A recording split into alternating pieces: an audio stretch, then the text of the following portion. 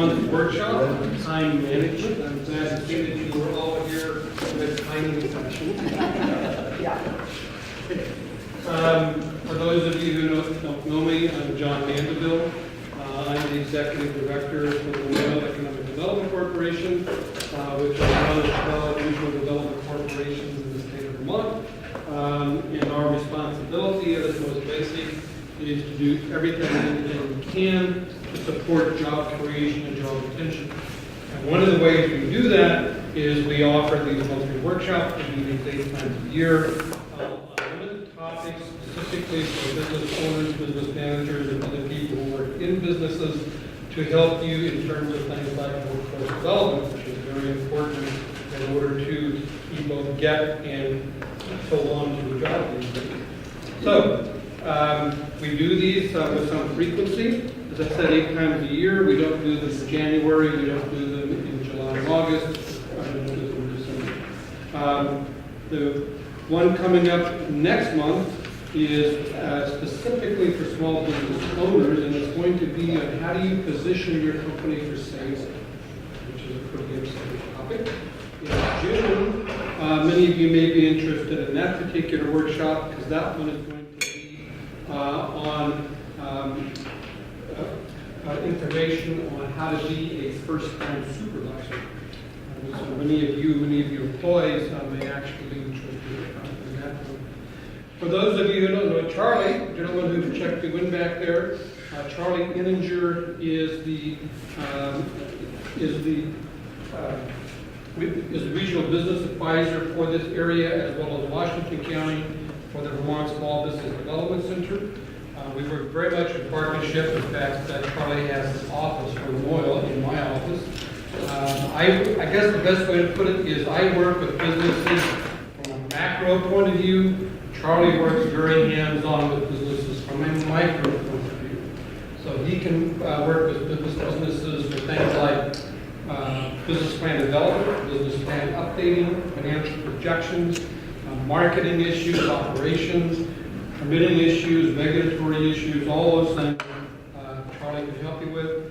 And the thing to remember for both me and for Charlie is it costs you nothing to work with us.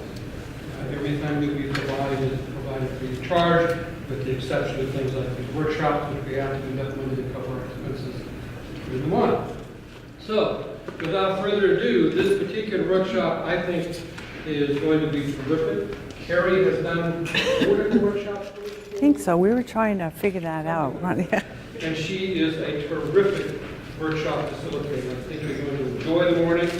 And I'm going to turn you over to her. She'll give you a little bit of information about who she is, what she does, and we'll go from there. That's great. Thank you. Thank you very much, John.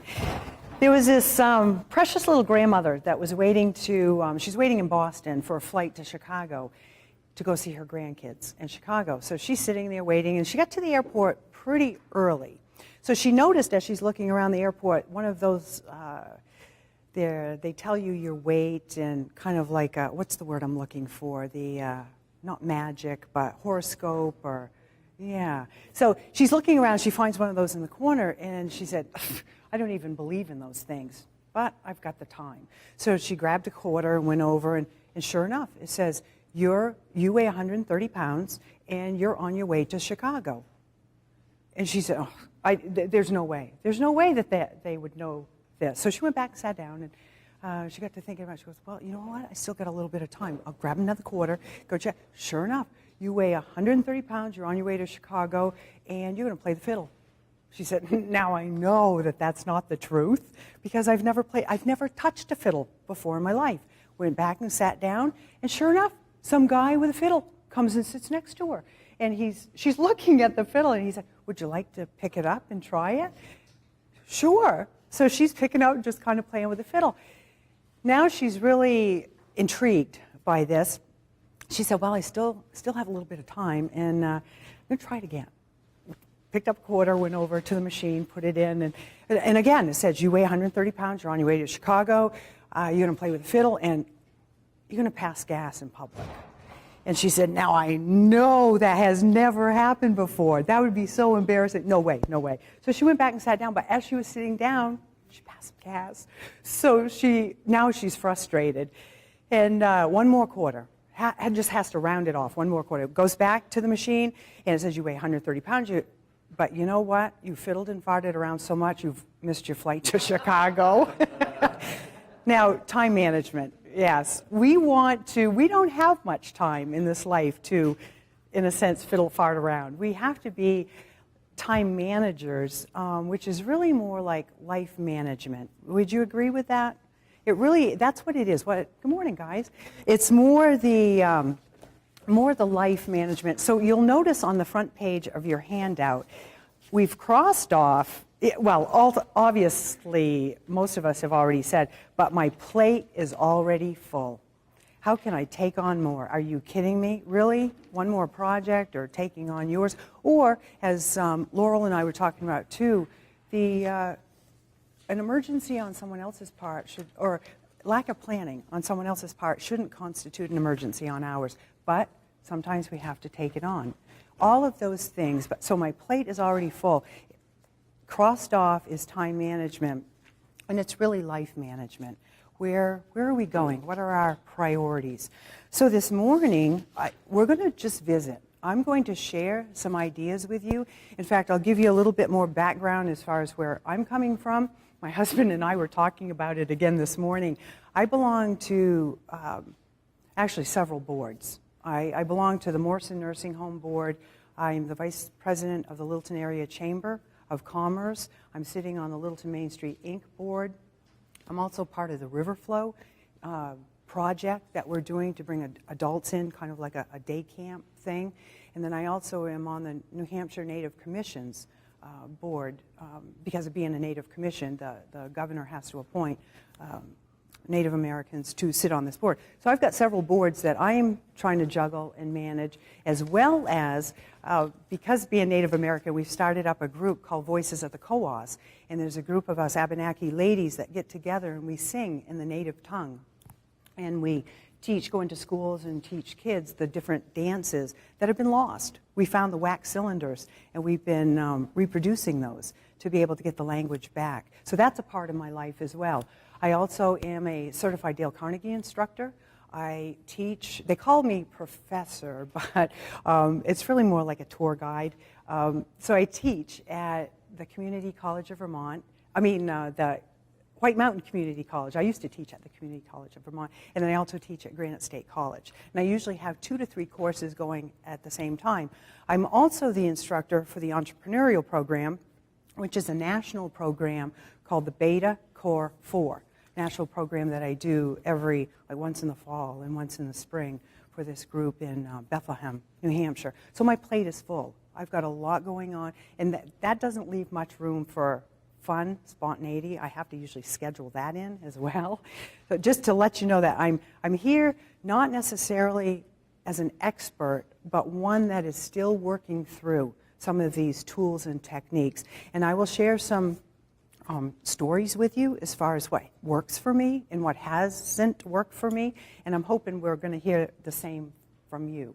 So we're just going to visit this morning. I want to hear from you in a moment. And I'd just like to quickly go through and hear from each of you. What do you do? Why is your plate full? What are you doing here? You've invested time and money coming here today, and time probably being the most precious. So you've invested that time. I want us to walk out of here today with at least one tool that could make a difference in our lives. And we were DJ and I were talking, and Amanda were talking about the key to this is practice. You know, we can sit in these workshops, and what often happens is we gather up all our handouts and our notebooks and stuff, and we get back. We're all jazzed up while we're here, right? All jazzed up, and we think, oh, yeah, I can do that. That makes sense.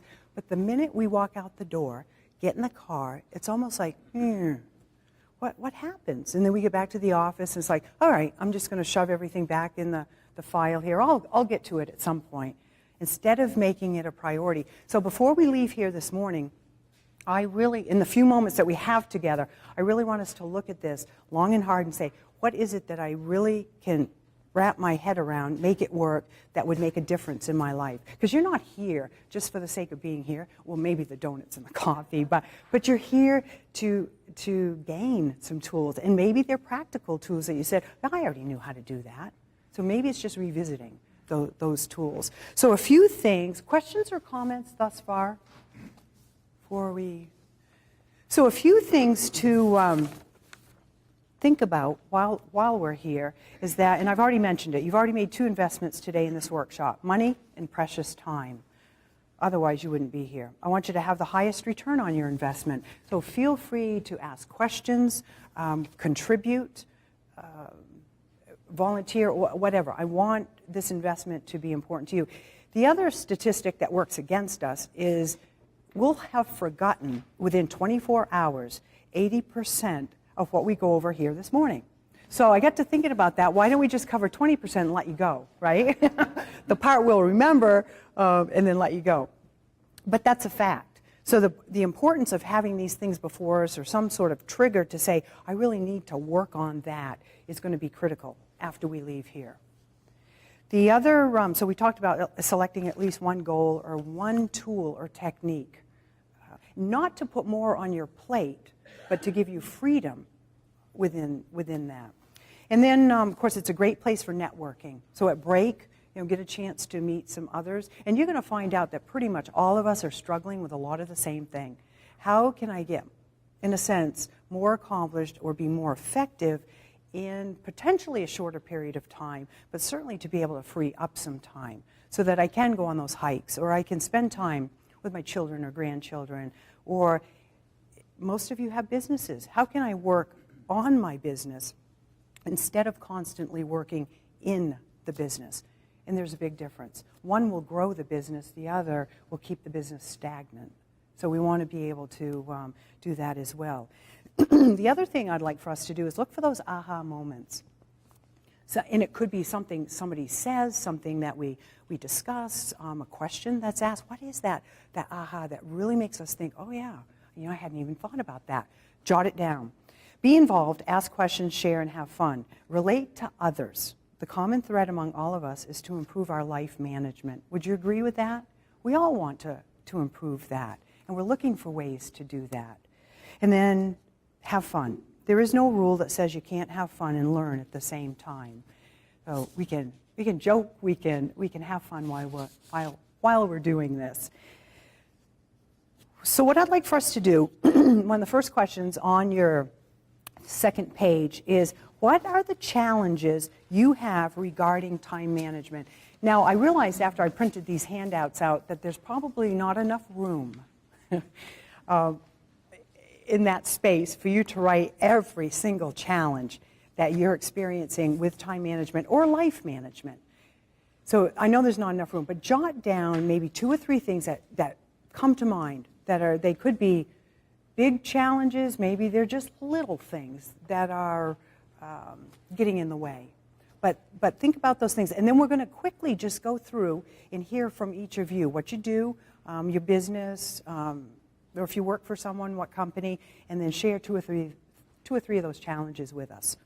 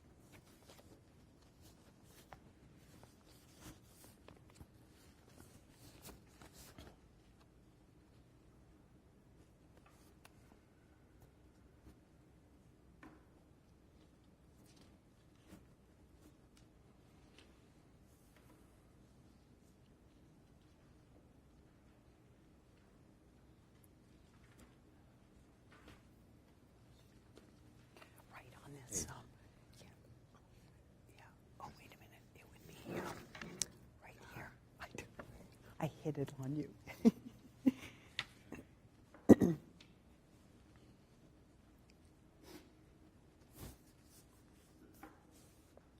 We'll take just a couple more moments to wrap that up.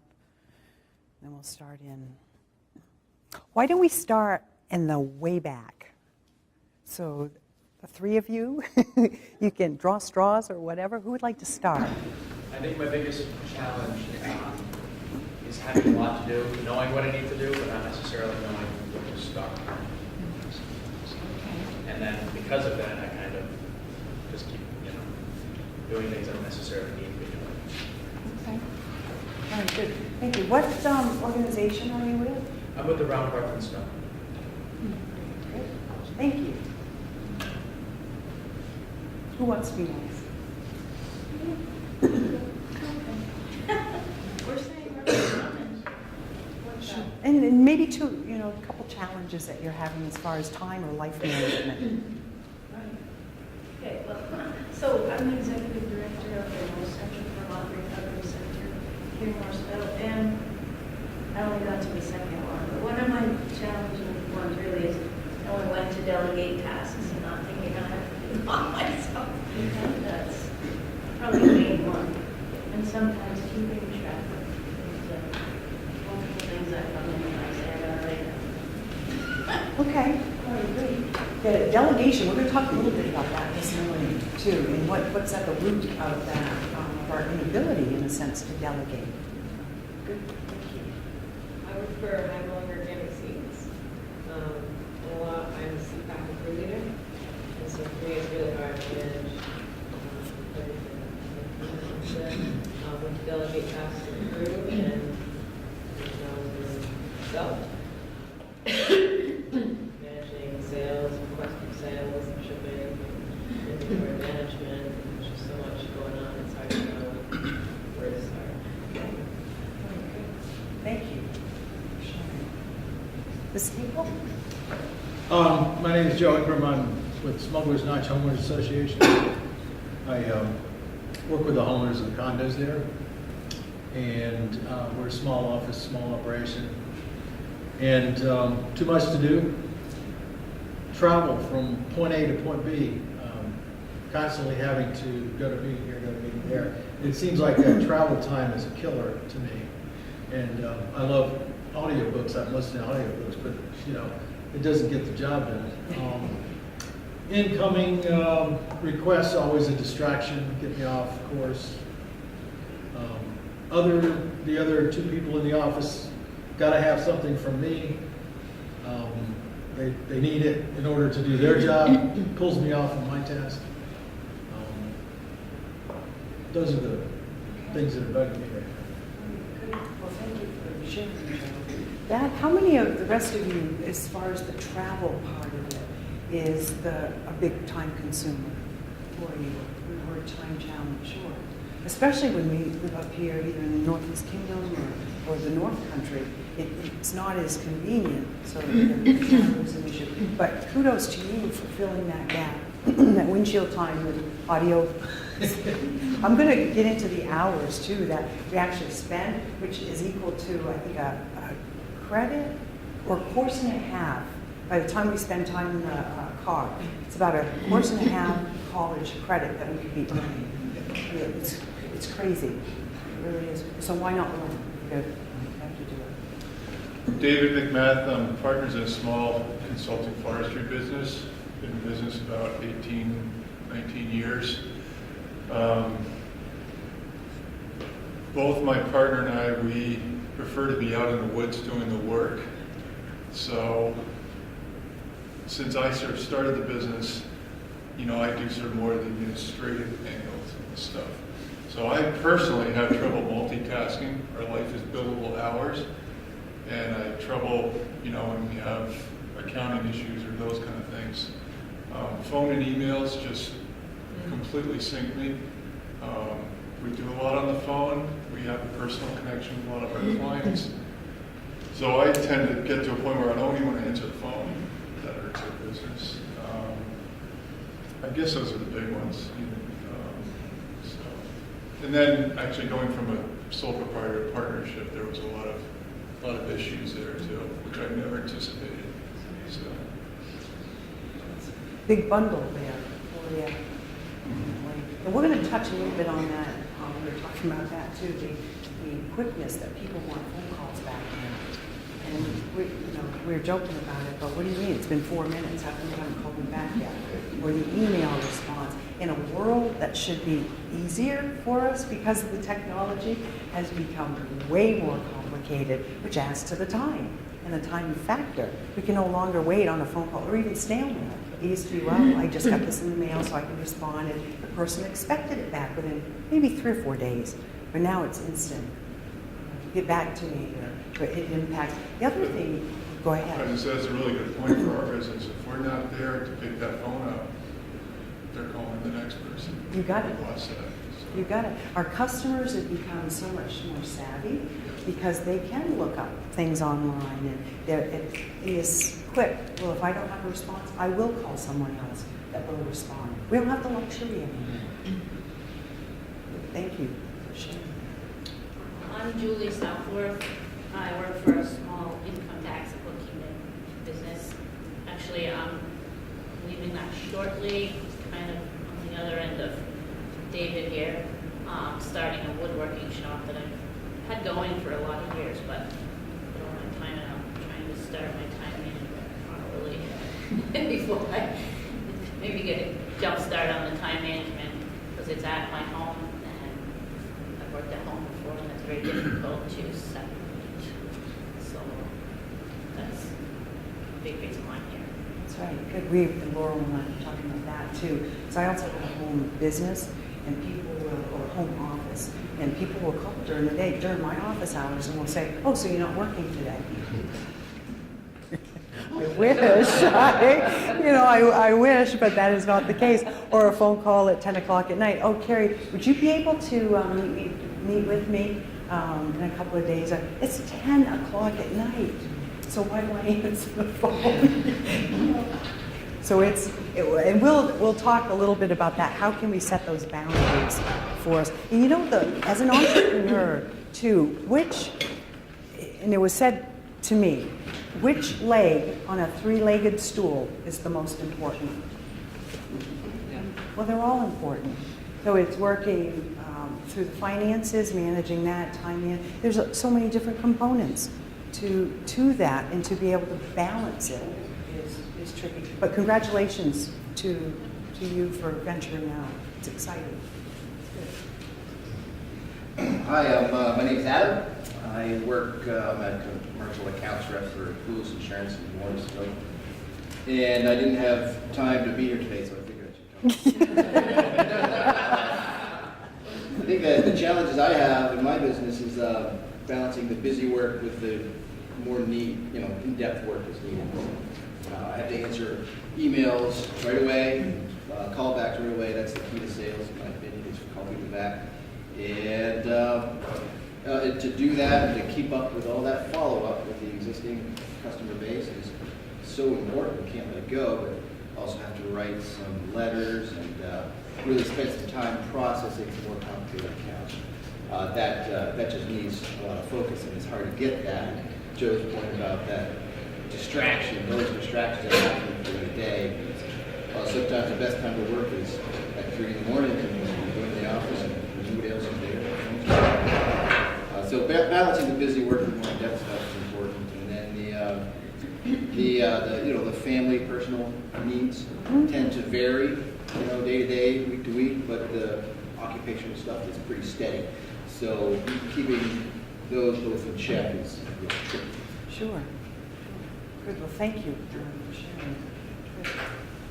My name is Elisa Clancy. I have my own business called 3W Promotions, doing internet marketing and web design, and I work at home. And I have children that I drive around all the time. So I spend a lot of time in the car, which is what I find the most waste of time. But also have the same feeling that our colleagues do here, and multiple people vying for my time. And I can't predict when they need me. If I knew, so-and-so needed something, if I could schedule it in, but you get these random calls out of the blue, and it's really hard to deal with those. And, I've managed to balance a little bit of that with, I need some time for design and time for big projects, and I will just turn the email off and if I'm trying to think. And people are, they can wait an hour or two while you're thinking. I've learned to shut off that little thing that shows you your You've got email mail. coming up. You can shut that off so that, if you're writing a letter or working on something, you're not distracted by that. But at the same time, I have a hard time with that predicting what's going to be needed. Well, 100% of life is impromptu. It really is. If we could plan, and we do plan as best we can, the to-do list or maybe goals or whatever, but we can't schedule in those urgent type things. And it seems like it's overwhelming. Oh, right. That's right. We're going to share a little bit in regard to that. Thank you. Hi, my name is Patty. Got a lot of new changes going on. After 25 years of being a nurse, I retired and opened my own business. I now have a consignment store that I love, but it's totally out of my element. Only employees, so I'm learning finances and steaming clothes and dealing with customers and just things I've never done before, which is fun. I also have a consulting business with skincare, so that takes me out of the house a lot in the evening. And then I founded a women's entrepreneur group this year, and so quite a few women we get together to, most recently we're organizing a retreat for women on self-care, and that's coming up this summer, so there's a lot going on with getting that all organized, and I volunteered to head that. And I also started the wardrobe project out of my store, so now we're starting looking to start a nonprofit with that, which is really interesting and time-consuming, which is to provide women clothing for themselves, maybe getting back into the workplace, or for their kids if they don't have winter coats, that kind of thing. So that's been really exciting and busy. I'm also a mom of a 9, 10, and 11-year-old, and I have a husband who travels for work. So my plate's full. It's full too. And we should connect. I've got a high-end women's consignment shop on Main Street in Littleton. Oh. An actual store. It started out as a homeschool project, and it grew from 400 square feet up to 1,200, and now we just moved into, 5 months ago, 3,000 square feet. Wow. So, and there's a need for it. And what you're doing, they're good for you. It's a worthwhile cause. So a couple of this, I guess, issues that I have are, I feel like I give the same amount of time to all of my tasks, which don't necessarily warrant it or not. I have a hard time prioritizing. I feel like I'm scattered. And I drop everything. My friends call me squirrel. I drop everything and go to the next thing. And I don't feel like I'm very efficient a lot of the time. And the other thing is organizing myself. I feel like I'm constantly going out and buying a daytimer or a planner. Oh, I'll do it on this computer. I'll do my calendar here. It's always, I spend hours in Staples, and this is going to be the answer. And it isn't. Oh. If it were that easy, right? Yeah. But good. Well, thank you. My name is Laurel, and I'm an accountant, and I am freelance, and so I work with a lot of different organizations, including LEDC. My biggest problem is, as others are speaking, I have my office in my home. It's very difficult because people can't see what you're doing when they call in or they send a message, and they do get agitated if you don't answer right away. Well, I know you're sitting in front of a computer, why didn't you answer me? It takes a lot of restart to get back to where you were mentally when you were doing something. And you lose that time, and sometimes you don't feel like you can get back to where you were. And my other problem is I'll build boogeymen. You get a project that's given to you, and it was given to you in such a sloppy, just, you know you're going to hate life while you're straightening it out. And they waited till not just the last minute, but 3 weeks after the last minute to dump it on you. And everybody else is giving you their stuff at the last minute too. So you put their pile over here because, look, if they couldn't be bothered to even try, they're going to go to the bottom of the pile. Well, now that pile becomes this boogeyman. And you'll finish the other stuff, but that boogeyman is still there, only now it seems to have gotten bigger and scarier. So I'll find myself doing other things to avoid looking at the boogeyman. And what's really bad is when you get through and actually do it, it wasn't as bad as you thought it was going to be. But while it was sitting there, you did all kinds of things you didn't need to do and wasted time because you didn't want to deal with it. But like I said, it's kind of a group thing that you get into, and I'll find myself going, well, I can't go and do something with my friends, or I can't do something with my family because I've got all these things to do and it's here at home, so I'll just work instead. So it's real hard for me to prioritize life into work.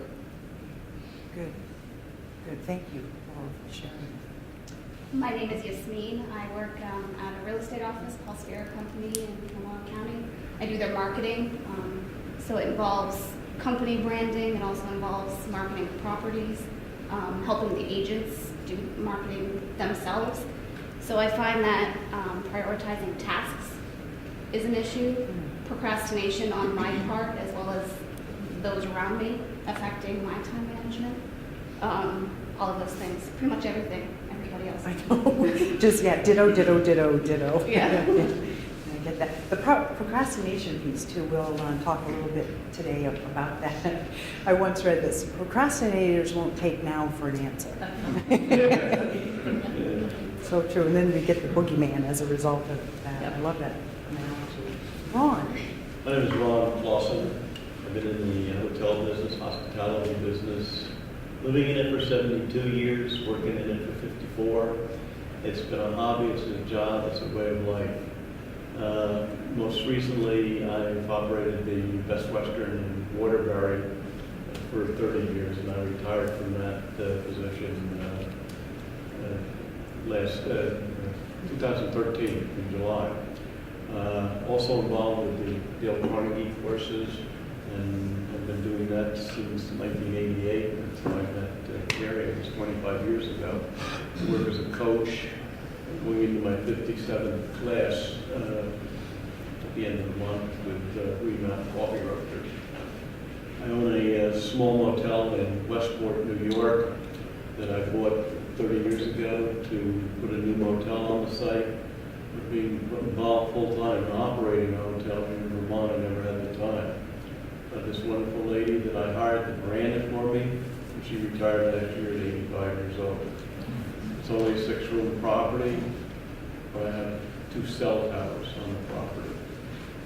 Extremely valuable over the years.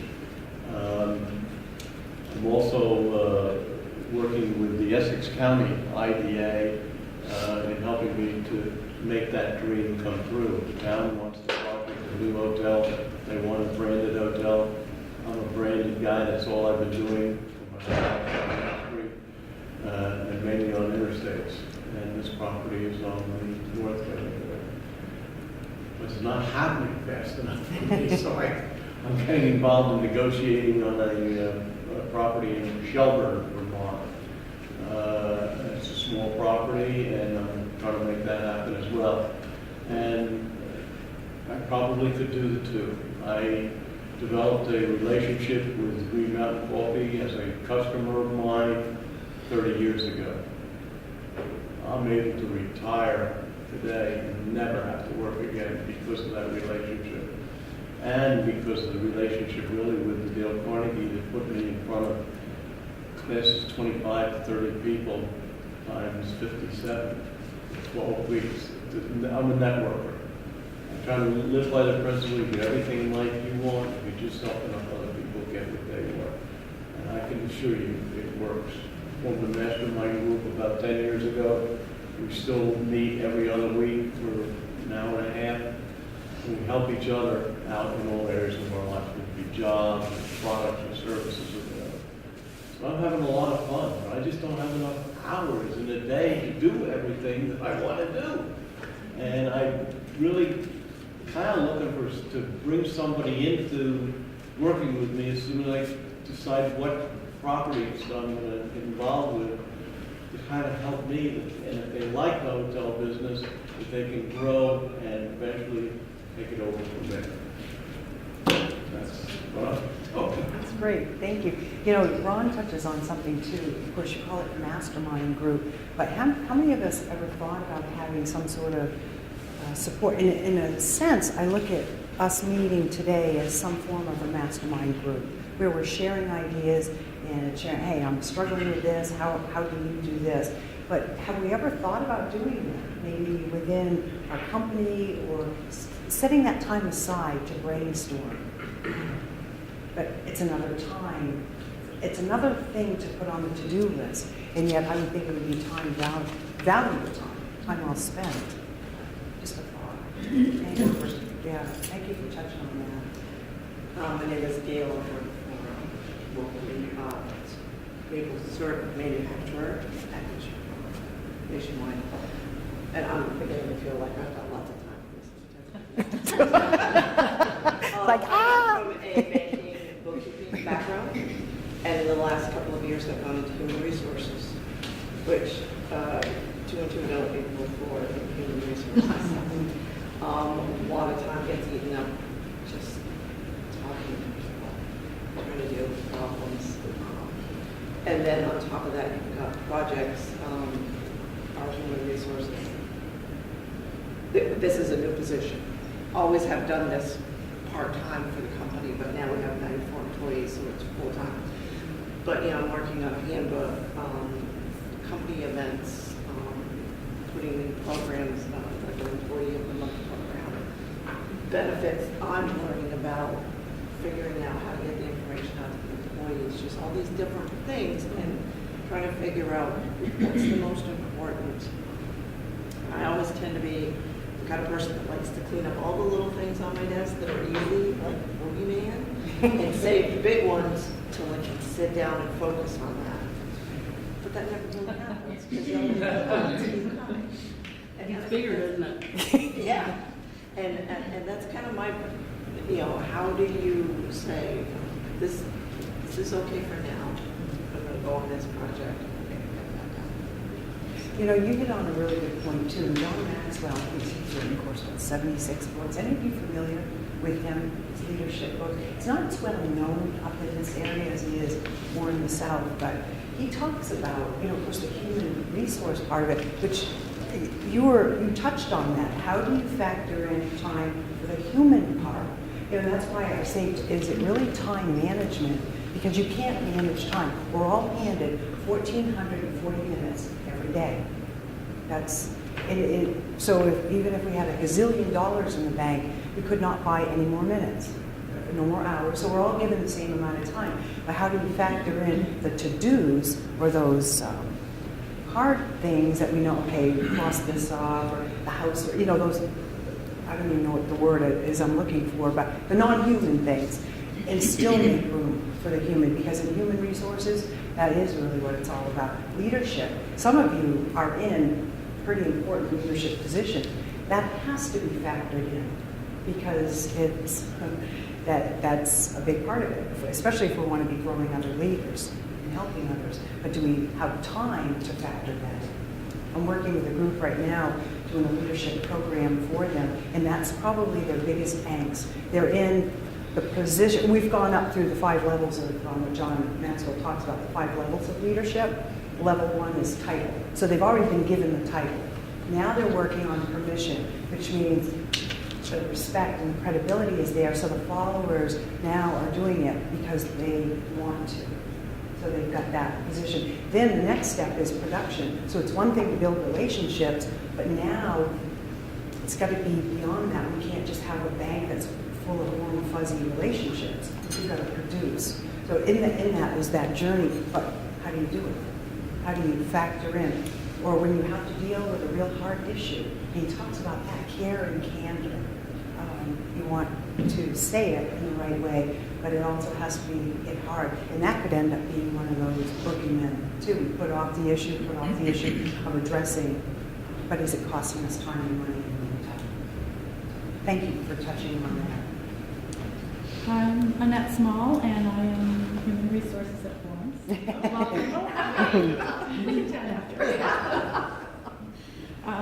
So yeah, very much like everybody else, it's balancing everything. I'm a mom of a 17-year-old who is involved in multiple sports at the same time, and we are at all of his games and so forth. I have elderly parents who live with us, and one of them with us and one in assisted living, and so all of that is very unpredictable. And that's what I struggle with the most. I can plan right to the minute of all of the things I need to do, but then you get the call from a sporting event gets moved, a parent needs a doctor, so those unpredictable things. And in the HR world, I have projects that I want to get done that will help my efficiency and help me gain a few minutes, but I can't do them because I don't have time, because people need help, and those unpredictable employee situations that we need to be involved with. So, yeah. Very real. How many of you have that happen to you? You plan your day, and then all of a sudden you get the phone call saying, this is an emergency. And somehow we do it, though, don't we? We clear the schedule or make arrangements, but then we have to get back to, all right, get the priorities done as well. Oh, and I'm taking 2 CCB courses too. Okay. Good. Well, good. And you sleep between the hours of 1 and 4. Yeah.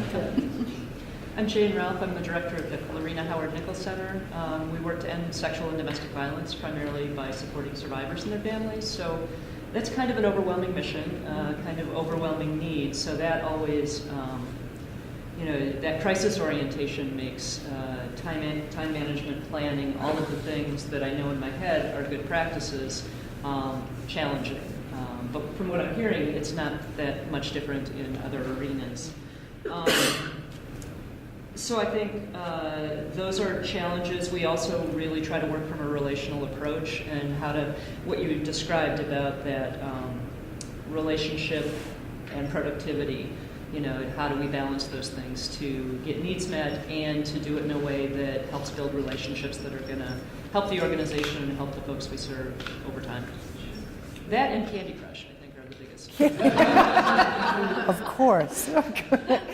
Oh, that's great. Amanda Kinsley, I oversee marketing for Sons and Granite Works and Rock of Ages.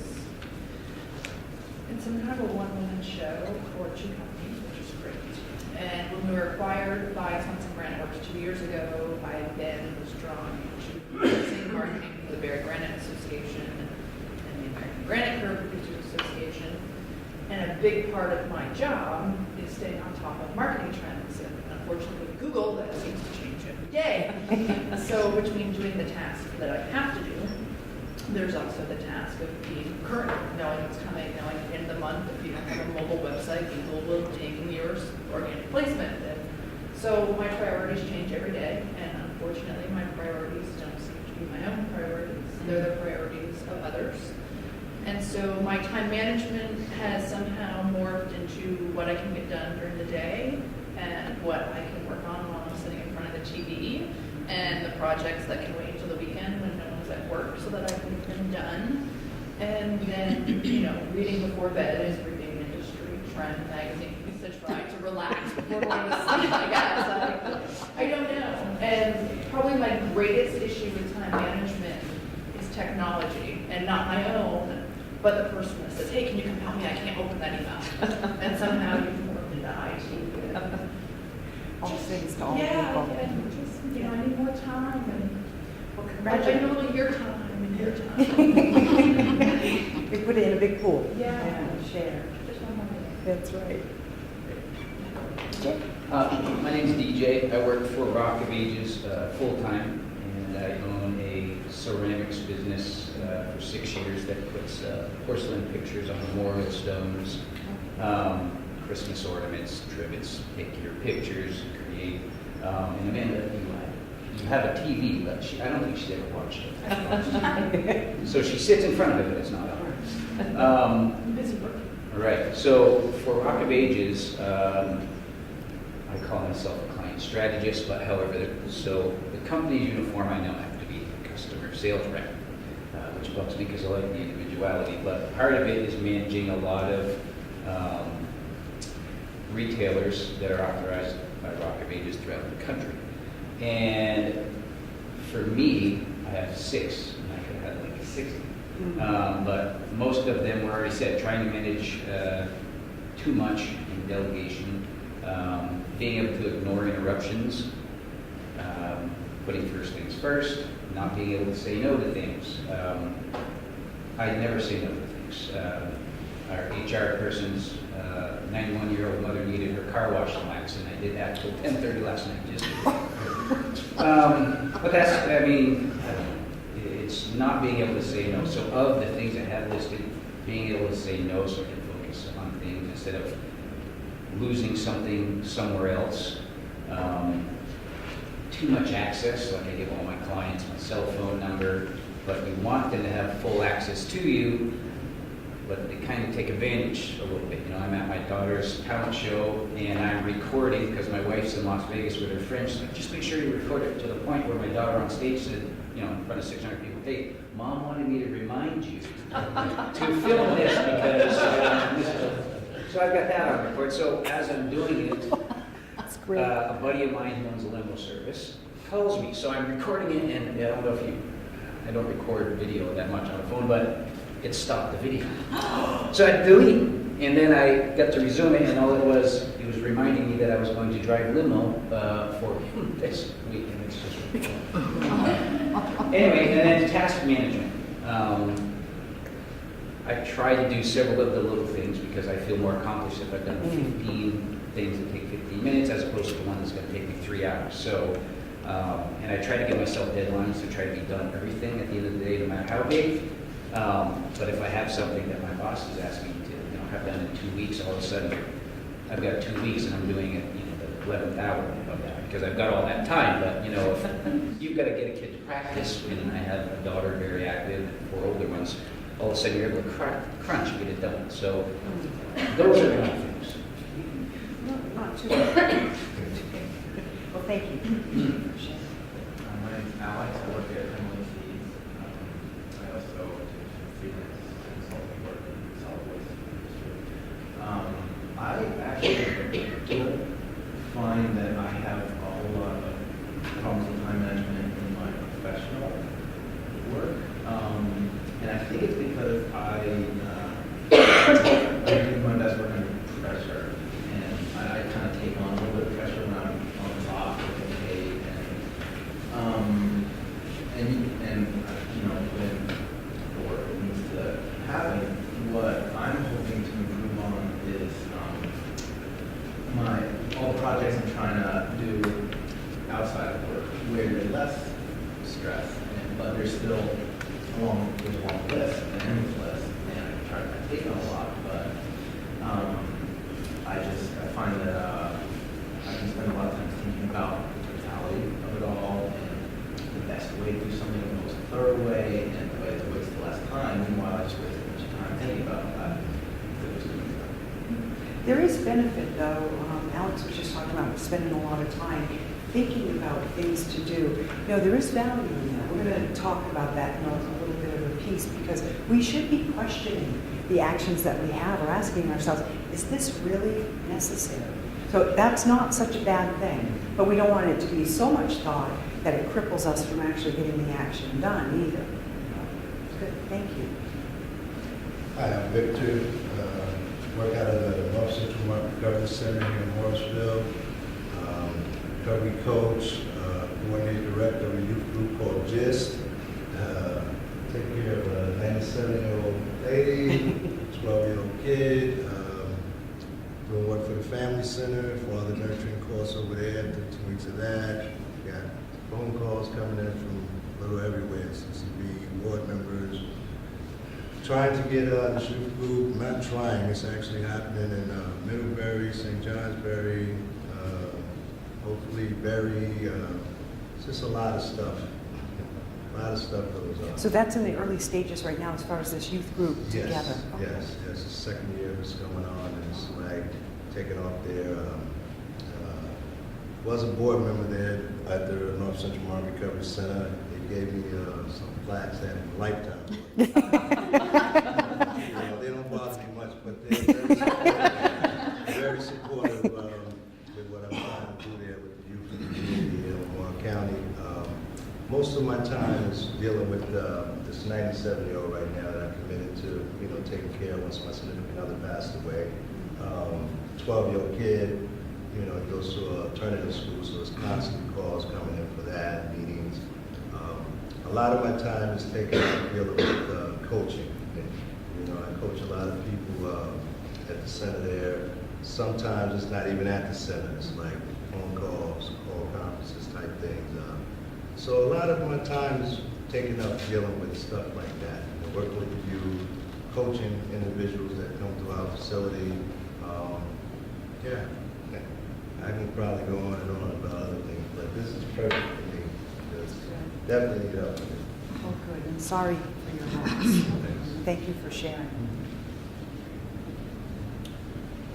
My name's Jeff Nicholson, and I am the owner and creative director, marketing director for Freely Creative and websticker.com over in Stowe.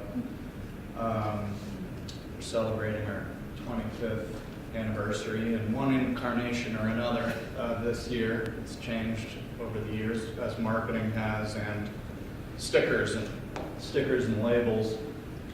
I have a lot of time issues. I think the main one being my strength and my passion is really on the creative end of things, where I need downtime, I need social time, and that's when I do my best work.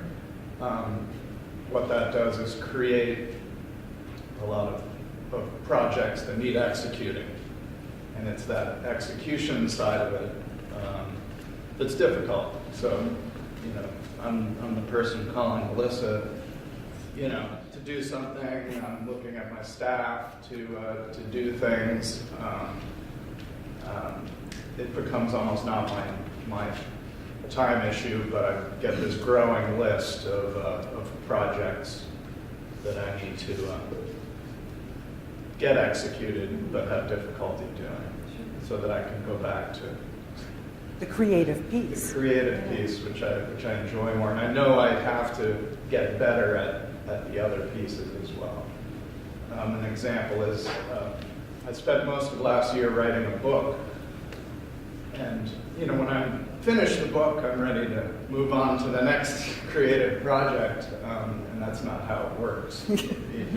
Somebody has to do something with the book. You can use the book to do something, but I've already started another business on the side, and I'm trying to get ready for a crowdfunding campaign, and all these things are going on while the other things I've created still need attention. So you're a serial entrepreneur? I wouldn't call myself that. Maybe wannabe serial entrepreneur. Yeah. Can't execute. Right. You have to work on that piece. Yeah. So my name is Brian Nielsen, and I run the art department at Websticker and Freely Creative, and deal a lot with the people that want the rapid fire response, and they want their stickers yesterday, and we are going through a big kind of transitional phase within our 25th year. We're going to start another arm of the company possibly, and we just got a lot of directions. So, and I just got promoted to management too. So, fitting those responsibilities in with my regular workflow is, I guess it's an issue of prioritizing. And, I just feel like, there's just so many things on my plate, and the customers are the ones that, they're the pay the bills, so they get most attention, but we also, I just need to find out the balance. Congratulations on your promotion. That's good. When most of us that have our own business, or even if we have that business mentality within a company that we're working for, there are favorite things we love to do. And we lean towards those things, or even the satisfaction of doing 15 real simple things to cross them off. We need that. But it's also being able to tackle the harder aspects of the business, or those are a little more difficult. And that seems to be maybe where there's a stopgap, or to get past that, to make it, maybe it'll never be enjoyable, but to come up with a system that at least we're getting it done, or delegating, or maybe we don't even need to do it. Bless you. We had a couple people, do you want, yeah. My name is Lisa Sannett, and I'm the library director at the Divine Library in Hardwick. I'd say that my problem in being a librarian is that libraries have changed a lot over the years, and not only do I have to do all the kinds of things that libraries used to do before the internet came out, but now I have all these other parts of my job, so I need to know all about computers. I need to be able to manage databases, manage a lot of things. And in my library, I'm the only full-time employee, and I oversee lots of different parts of the library. And though I keep seeming to have more tasks added to what I'm supposed to and want to do, and I'm a bit too much of a perfectionist. I think you have to be if you're a librarian, because you want everything in order. And yeah, so you want things to always work together. And the thing is, I always tell people, in a public library, the first word is public. And I serve the public, so when people come in, they're my priorities. So I might be in the middle of something, and somebody comes in and the rest of my staff actually can't help them because they don't quite have the skills, and they are only part-time, and it's not always me. I don't always feel like they need to learn all the parts of reference and the part that I'm trained. I have my master's in library science, that, you know, there is some reason why I have that degree and that I can better help them.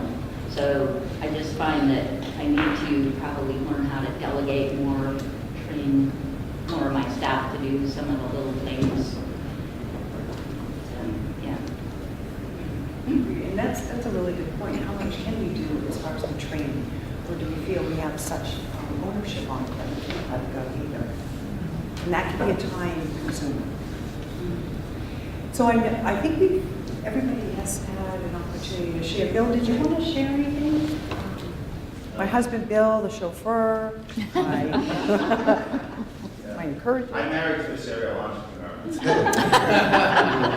And it wasn't in the prenup, so. It is a struggle. And learning to delegate helps tremendously.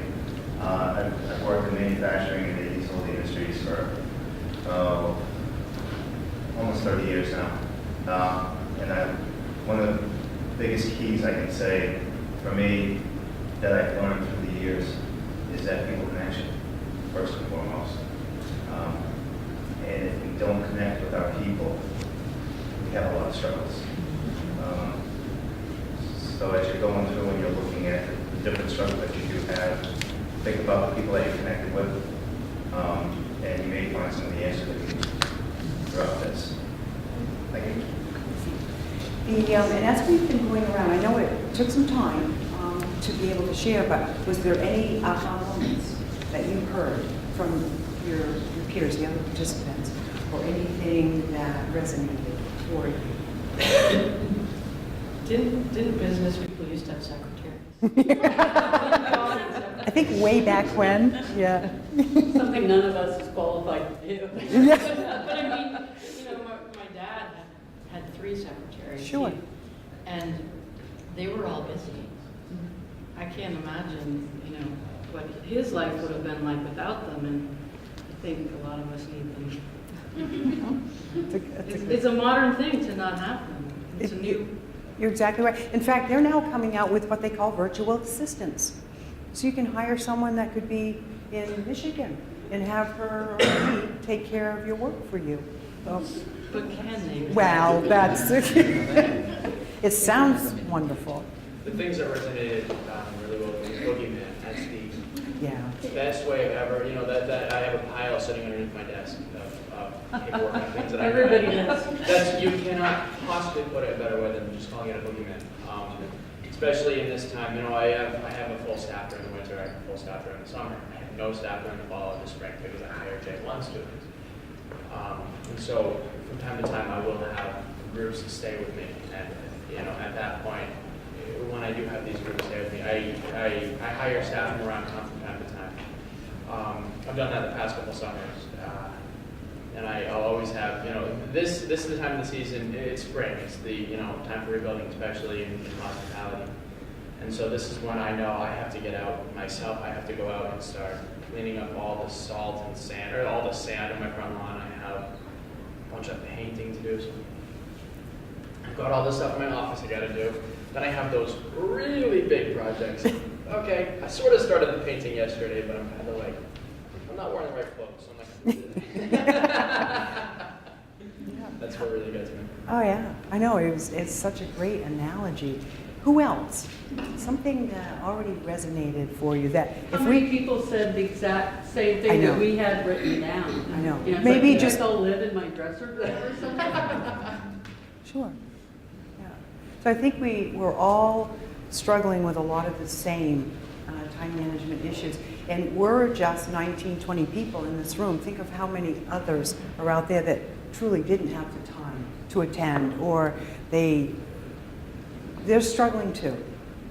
So either making the time, bettering ourselves, and trying to figure this out. But the key will be, what tool or technique can I at least start working on now that will make a big difference? Even just identifying that boogeyman pile and saying, you don't scare me anymore. I'm going to work on this.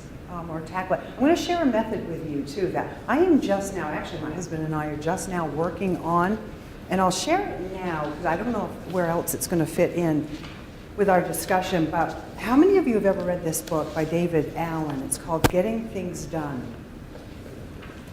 I've only been halfway through the book at this point, but it has radically changed already the way we handle projects. And we've only started doing it with house projects. We own a turn of the century farmhouse.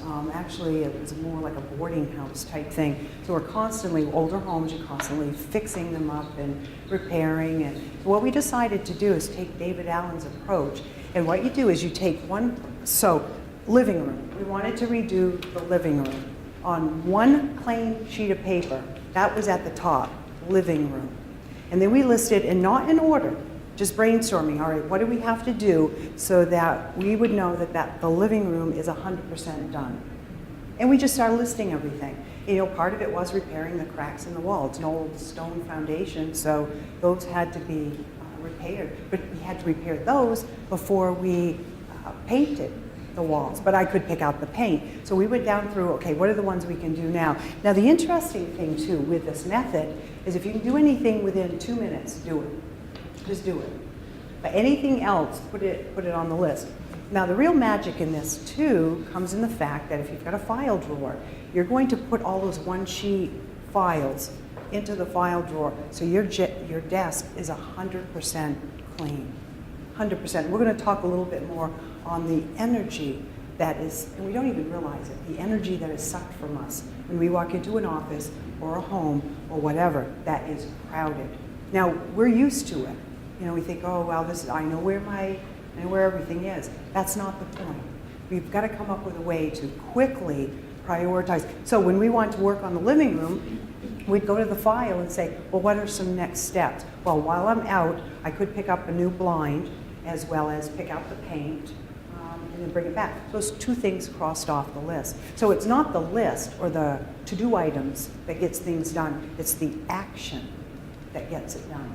So we may touch on a little bit more on this as we go, but I wanted to kind of bring that up so you can start thinking about it. And like I said, I have not read the rest of the book.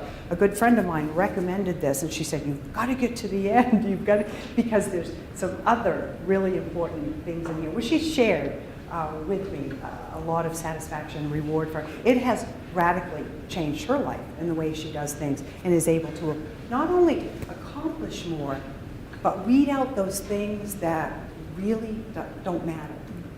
And I think that's what we've got to look at too. What really matters and doesn't matter. Any other comments or questions? We'll do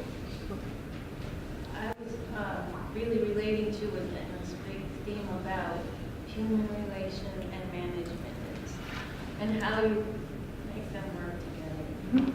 The human side of everything, and if you work in more of a human services type field, like I do with Juno, there's so much of that coming in all the time, and yet you're expected to kind of manage all the finances of the project.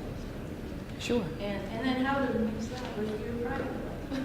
I'm a musician and an artist too, and to have time to do what you love to do and your job, not having your job take over your work, is, I'm sure, really the theme in this whole room. It really is, yeah. And I guess it's, in a way, it's kind of comforting that we're all kind of struggling or have those challenges.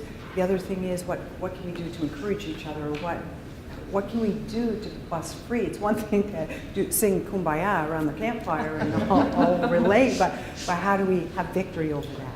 How do we? Yeah, I was just thinking about what DJ was saying. For me, it's another hard thing is saying no. Mm-hmm. Yes. Maybe I'd like to, maybe I can get back to you. You know, it's been hard. You know, it's like, especially when you're dealing with humans, you know, people got go it. through stuff to be able to say, I'd like to, man, but I got stuff going on. And then also, when I'm listening to you, like, being able to take care of yourself first. Yep.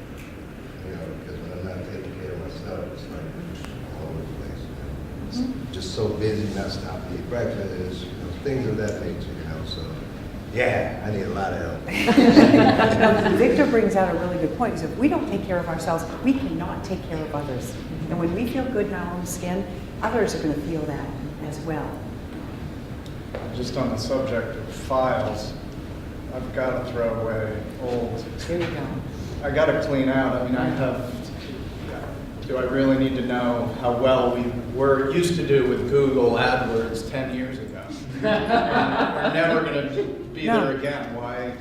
Just so I can look back every once in a while and remember the good old days. It's just, you know, files and files of information and things that really don't matter at all to our future. That's so true. And you know, in conjunction with that, but he does it more on a personal level, is Peter Walsh. He used to do Clean Sweep. And he's written a few books and also has the audio series as well. But he said there is a direct connection between heart, hips, head, and home. In other words, the accumulation of things, and why are you hanging on to it? If you can't hang it on the wall and enjoy it, why put it away? That also is a good book to read. This gentleman in the... Go ahead. Oh, I did a clean sweep. I did a clean sweep in my mailroom about a week ago. Because we had, you know, 5-10 years ago, marketing was so different. You know, the way we contacted people was so different. Now, so much through email. We'll send snail mail from time to time. But I'm looking through, and we have some stuff in there that I don't even know if the post office will accept it. And we had a lot of it. So, it was a couple trips to the dump just getting rid of that stuff. But now you even just walk past that room, and it feels better. Sure. It feels better because I look at them and I'm like, oh, I'm not embarrassed to have one of my group leaders walk by here. It's great. Good for you. And it is a good feeling. It is. Two thoughts. A book, I don't know if you're familiar with it, it's called The Life-Changing Magic of Tidying Up. And it's interesting that it came into my life, like 4 different people over the past 2 weeks. It's like, you've got, and I'm like, this is weird. It keeps coming up, so I ordered it. I only started reading it at midnight last night. But it's a pretty fascinating way to help when you clean up the clutter, how much you're more, you know, well, happier, but more time you have in your life when you're not just moving piles around instead of getting rid of them. It's a lot of recycling, throwing out, getting rid of stuff. It's been really highly recommended, so I'm excited to read that. I wanted to share it. But my other thought was when you were saying putting everything away and having a clear desk. I love the idea of that, but I seriously think I have a mental block because if it's not in front of me, then I don't think I have to. I'm like, oh, I must not be there. That's what you told me. I know. If I can't see it, I don't have to do it. I'm so outside out of mind. I must not have parking at this month because it's not sitting on the counter. I totally get what you're saying. Totally. In fact, I'm coaching a gal right now, and she was a little more explicit in sharing that. She said, "You will not get me to clean off my desk." And I said, "It's not doing you any good. You're not getting the work done. It's sitting before you." And I said, "I know this is going to be a struggle. I know it is." and it's a rut we get ourselves into. It's almost like a comfort thing, where if we kind of keep stuff close by, then it's not out of sight, out of mind, whatever. But this method, it will, and I told her, I said, just do it in baby steps. Start with just a couple of your projects and see how it works for you, and then build up from there. Because this is a radical, for most of us anyways, this would be a radical way of doing it.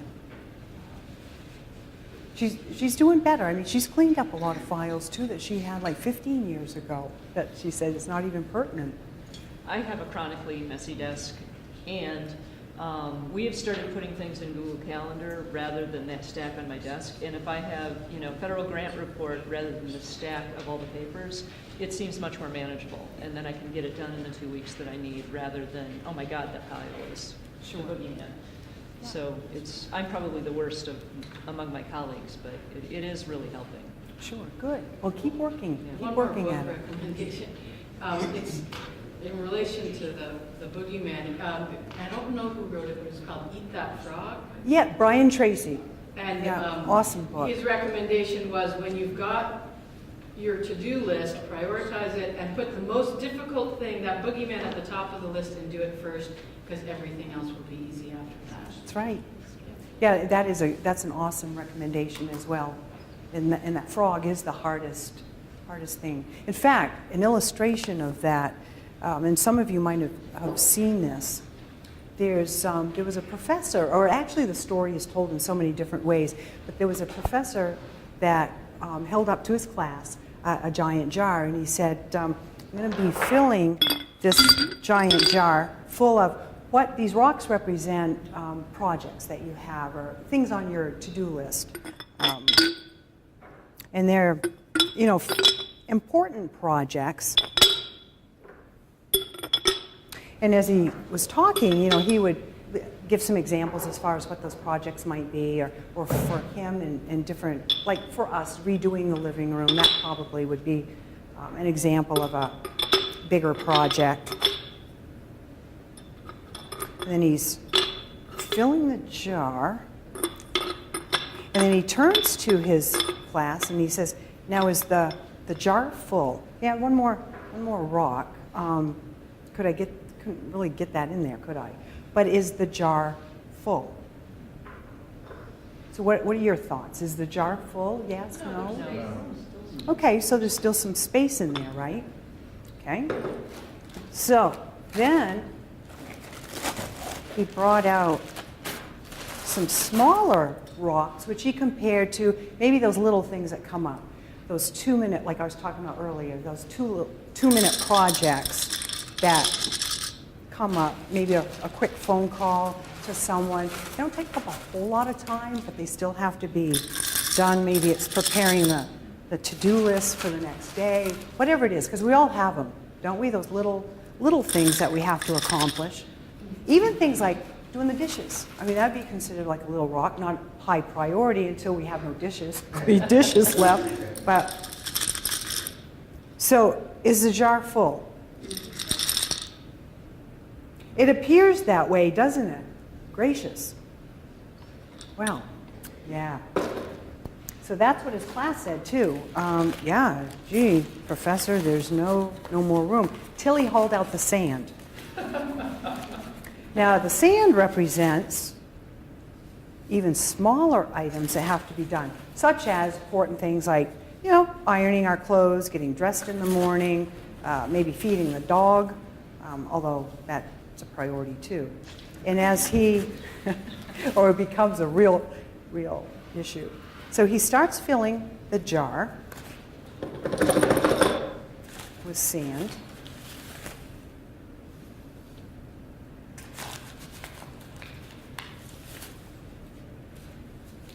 And of course, for the sake of illustration, I'll just assume that this is all the way to the top. So now is the jar full? Add the water. Add the water. You got it. So then he adds water.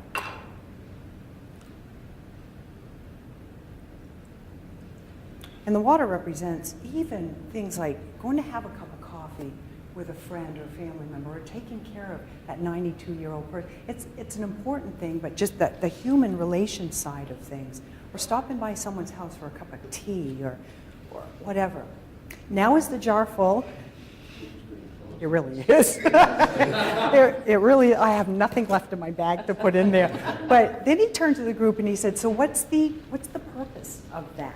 So in seeing, I know some of you have seen the illustration, but what is the purpose? What is the moral of it? There is enough time. There is enough time, but for what? All this time for the little things. the Okay. important things. That's a big part of it, but even beyond that, and it's going back to the frog thing. Take care of the big things first. You got it. So if I were to have put the sand, the small pebbles in and the water in, would I have had room for the bigger things? And those bigger things are the priorities, or the consuming priorities in our life. That's why, and Ivy Lee, here's an example, back in 1904, Ivy Lee was a consultant, and he went to see Charles Schwab at the steel company, and he said, Charles, I showed up unannounced, but he said, I have an idea for you that would save time, save money. In fact, it probably would make you a lot of money. And Charles says, oh, really? And what could that be? I'm already doing what I need to do. And he said, no, I really do. He said, in fact, I'm going to share that idea with you, and if it works, you practice it. And if it works, you just send me a check for whatever you think it was worth. So how could Charles go wrong? So he said, fine. Ivy Lee shared with him that what you need to do is put your 6 top priorities on a piece of paper, whether you do it the night before or the next morning. Your 6 top, in other words, your 6 big rocks, your 6 frogs on a piece of paper, and you start working and prioritize, because some frogs are a little more bullfroggy than others. Some are a little toads, but put those 6 frogs on your sheet of paper and then work off the biggest priority first, the biggest frog first. Even if that's all you got done for the day, that's you accomplished the most important thing. Now, this is modern day, obviously, and we put the frog on, or the priorities on, and we get the phone calls. But we can still go back to that priority. We still have those 6 priorities on the paper. Get the phone calls, we have to answer the emails. So those do have to be factored in, but constantly going back to the priority, or the boogeyman, as we also have fondly started to call it. And so Charles Schwab practiced this. I forget how long he worked with it for. In fact, he even had his directs, his team, although they don't call them teams back then. His employees work on it as well. He ended up sending Ivy Lee a check. Now, this is back in 1904. How much do you think Ivy Lee received a check for back in 1904 for this one idea? Any guesses? Okay. This is back in 1904. Actually, it would be the equivalent of $250,000 today. They gave him $25,000 for that idea. Now, we would think, well, that's kind of a no-brainer, isn't it? Then why aren't we doing it? Why aren't we doing it? If that's all we did and it works, why aren't we putting the big rocks before the little rocks? Or we can manage, I mean, we can filter them in, but the most important things are getting done first. Questions on that? Comments? So if we left right now, and that's all we kind of worked on or even shared with some of the ideas, we probably have enough right now to make some changes in our schedule. Let's take a, what do we normally, 10-minute break. Let's take a 10-minute break. When we come back, we'll finish up.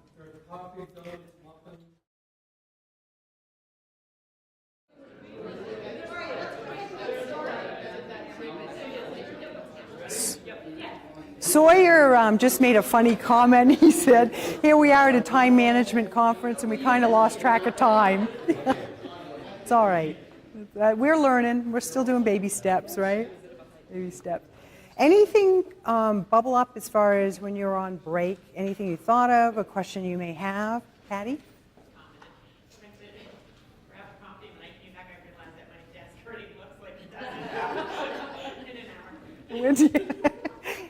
Oh, it doesn't take long. It's funny. Anything else as far as comments or questions? Well, let's get into some ideas as far as what we can do. There's some quotes on your, and I've sprinkled in some various quotes. Every morning we're handed 24 golden hours. They're one of the few things in this world, and I'm reading from page 3, in this world that we get free of charge. If you had all the money in the world, you could never buy an extra hour, and we've talked about that. But what will we do with this priceless treasure? And they kind of liken it to, I think it's 84,600 seconds in a day, if I've done my math right. But they liken it to, what if you had 84, is that right? Somebody help me out here. Is that right? 84,600 seconds in a day? I don't know. But anyways, it sounds good, right? So what if we had that amount of money each day in the bank that we had to spend by the end of the day? Yeah, really, grocery shopping, but every single day, and if we didn't spend it, it doesn't roll over. Well, that's a lot like time, isn't it? We only have so much allotted each day, and if we don't spend, if we waste it, or what bothers me when I hear people say, well, I'm just going to stand here and kill some time. Really, we don't have it to kill. It's too precious. It's way too precious. So our first order of business in changing maybe, or reprioritizing, is to realize what our time is worth. Do we really see our time as valuable? Or is it just, well, it's just time?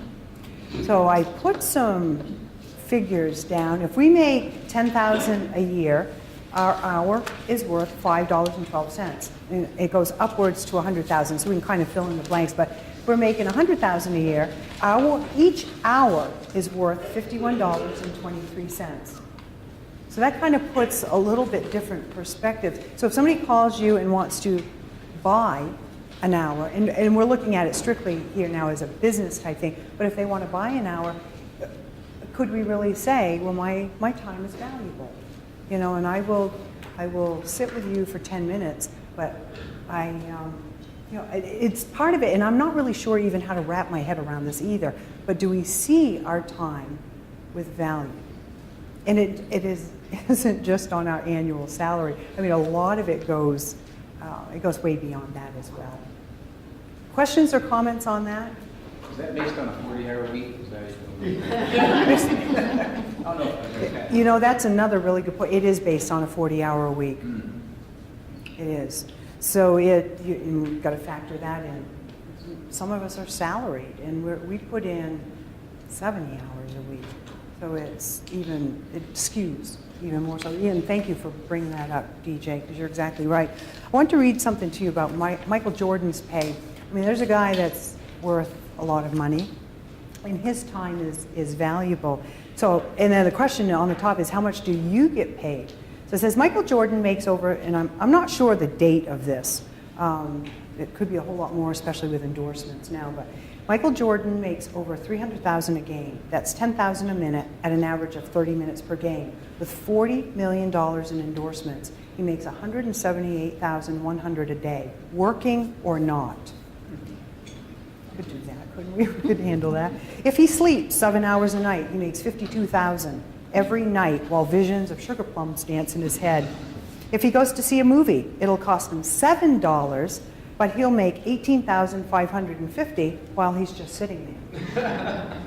If he decides to have a 5-minute egg, he'll make $618 while boiling it.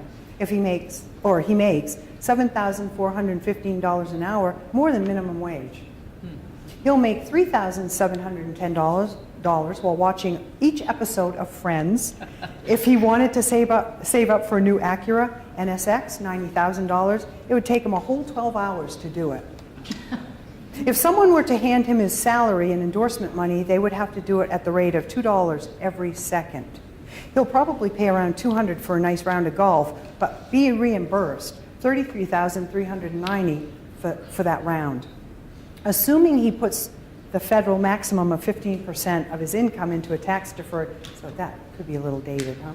15% of his income into a tax-deferred account, 401k, he will hit the federal cap of $9,500 at 8:30 a.m. on January 1st.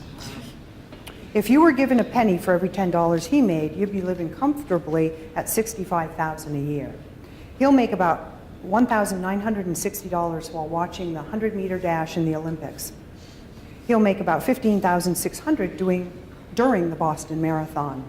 While the common person is spending about $20 for a meal in his trendy Chicago restaurant, he'll pull in about $5,600. This year, he'll make more than twice as much as all U.S. past presidents for all their terms combined. Amazing, isn't it? However, if Jordan saves 100% of his income for the next 250 years, he'll still have less than Bill Gates has today. Game over, nerd wins. So the first step as far as appreciating our time is to realize how valuable our time is. And part of that goes back to, it could be lack of self-confidence. I know I personally have struggled with that. People will call and say, Carrie, I want you to do this workshop. What do you get per hour, or what do you get per workshop? And I'm thinking, I don't know. I'll have to think about it. And then I get a little squishy on going back and forth. And this, about 4 months ago, the college had called and wanted me to do some advisor training for them. And the gentleman heading it up, he said, Carrie, how much do you get for a 2-hour workshop? And I said, well, on a corporate level, I get everything from $1,360 upwards to $2,500. And he said, we can't do that. And I said, I know you can't. But it felt good to be able to say, my time is worth something. And maybe that's where we have to start too, is to be able to share with people, I want to give, I want to be a resource for you, but my time is valuable. That could be one place to start, but kind of take a look at that. Where are we at, self-confidence-wise, in that way? Questions on that? Comments? So time is worth more than money, and by killing time, we are killing our own chances for success, and that was a comment by Dennis Waitley. My biggest, and I want us to just quickly fill in the blanks here, what would you consider your biggest time consumer? Now, we talked about time challenges, but what would you say is your biggest time consumer? And it doesn't necessarily mean it's a bad thing. You know, we talk about maybe taking the kids to ball games. Is that a time? It's a time consumer, but it doesn't necessarily mean it's a bad thing. So identifying those things that are consuming our time. I know Amanda talked about people coming to her for tech. Is that the biggest time consumer, though? Social media. Okay. Social media. Because I need to use it for work, for all of the things I'm involved in, but I also get so drawn into it that I would just do what I needed to do and close it, but I don't, and then I find an hour's gone and I wasted so much time. And I think most of us, would you agree most of us deal with that? It's like a black hole. We look at one thing, it leads us to another thing, and you know, those TED Talks are awesome. But boy, you could just sit and watch one right after another. And then it comes up, our recommendation is this. Well, of course. And then we watch that. Powerful, but it's a time consumer. What are some other time consumers that you're thinking of? And not necessarily a bad thing. Paperwork, accounting, bookkeeping. Sure. It's got to be done. No. Nothing wrong with that. But it is a consumer, right? What about the next blank? I could get more done if. What would be your dream if a fairy godmother showed up here and said, I'll give you 3 wishes to free up 5 hours in your day? Completely free it up. Get rid of the phone. Get rid of the phone, okay? Get the personal assistant. Personal assistant. A chef. Chef? Okay. Did you have? I was kind of on the other side, jumping from one thing to another. I'll be doing something, focused on it, and I'll look over there and say, how did that get there? What's that doing? It doesn't belong there. And I'll squirrel over to that and sometime get back to this. Sure. And it wastes a lot of time. Yeah, it does. So that is a big time consumer. More employees, particularly in the off-season when I don't necessarily even need more employees. Okay, all right. Who else? You could get more done if. And you said 5 hours? People will leave me alone. Hey? So I could just get the paperwork and stuff done and not leave me alone for like 1 to 6 in the morning when I'm sleeping. Actual daytime. Okay. All right. So we got to start taking a look at that too, what consumes. I was going to say just the opposite. If I had 5 more hours to actually work with a team and strategize rather than getting interrupted to do the strategy kind of on the fly. Okay. All right. Good. The final one is, if I had more time, I would spend it. What would you do with 4 or 5 extra hours a day if you had it? What? Family. Okay. What was that? Family. Spend more time with family. Even if you had if we had 2 hours extra per day, what would we do? So we start looking at the benefits of tightening up our life management and looking beyond. As Dr. Stephen Covey said, and I think it's one of the principles in here we'll look at, is begin with the end in mind. What is it that I want at the end of the day? What is it that I want at the end of my life? And that's one of the principles we're going to talk about as well. But if we go on to the next aspect, what are your time wasters externally? I think we've covered a lot. We've talked a lot about people and technology. Those are the external ones. I think we've pretty much covered that. But what about internal time wasters? And have we ever looked at that? What are some internal time wasters? Self-doubt and fear. There you go. Those are 2 big ones. Self-doubt and fear. And worrying. Worry, stress, big internal. Big. What else? Same lines, but just mind wandering, but the wrong kind. What should I be doing? Okay. As opposed to creative brainstorming. So. Okay. So focusing internally on things that may be down the road important, but not necessarily right now. Okay. What else? Procrastination, avoidance. Huge. What about unforgiveness? As an internal time waster.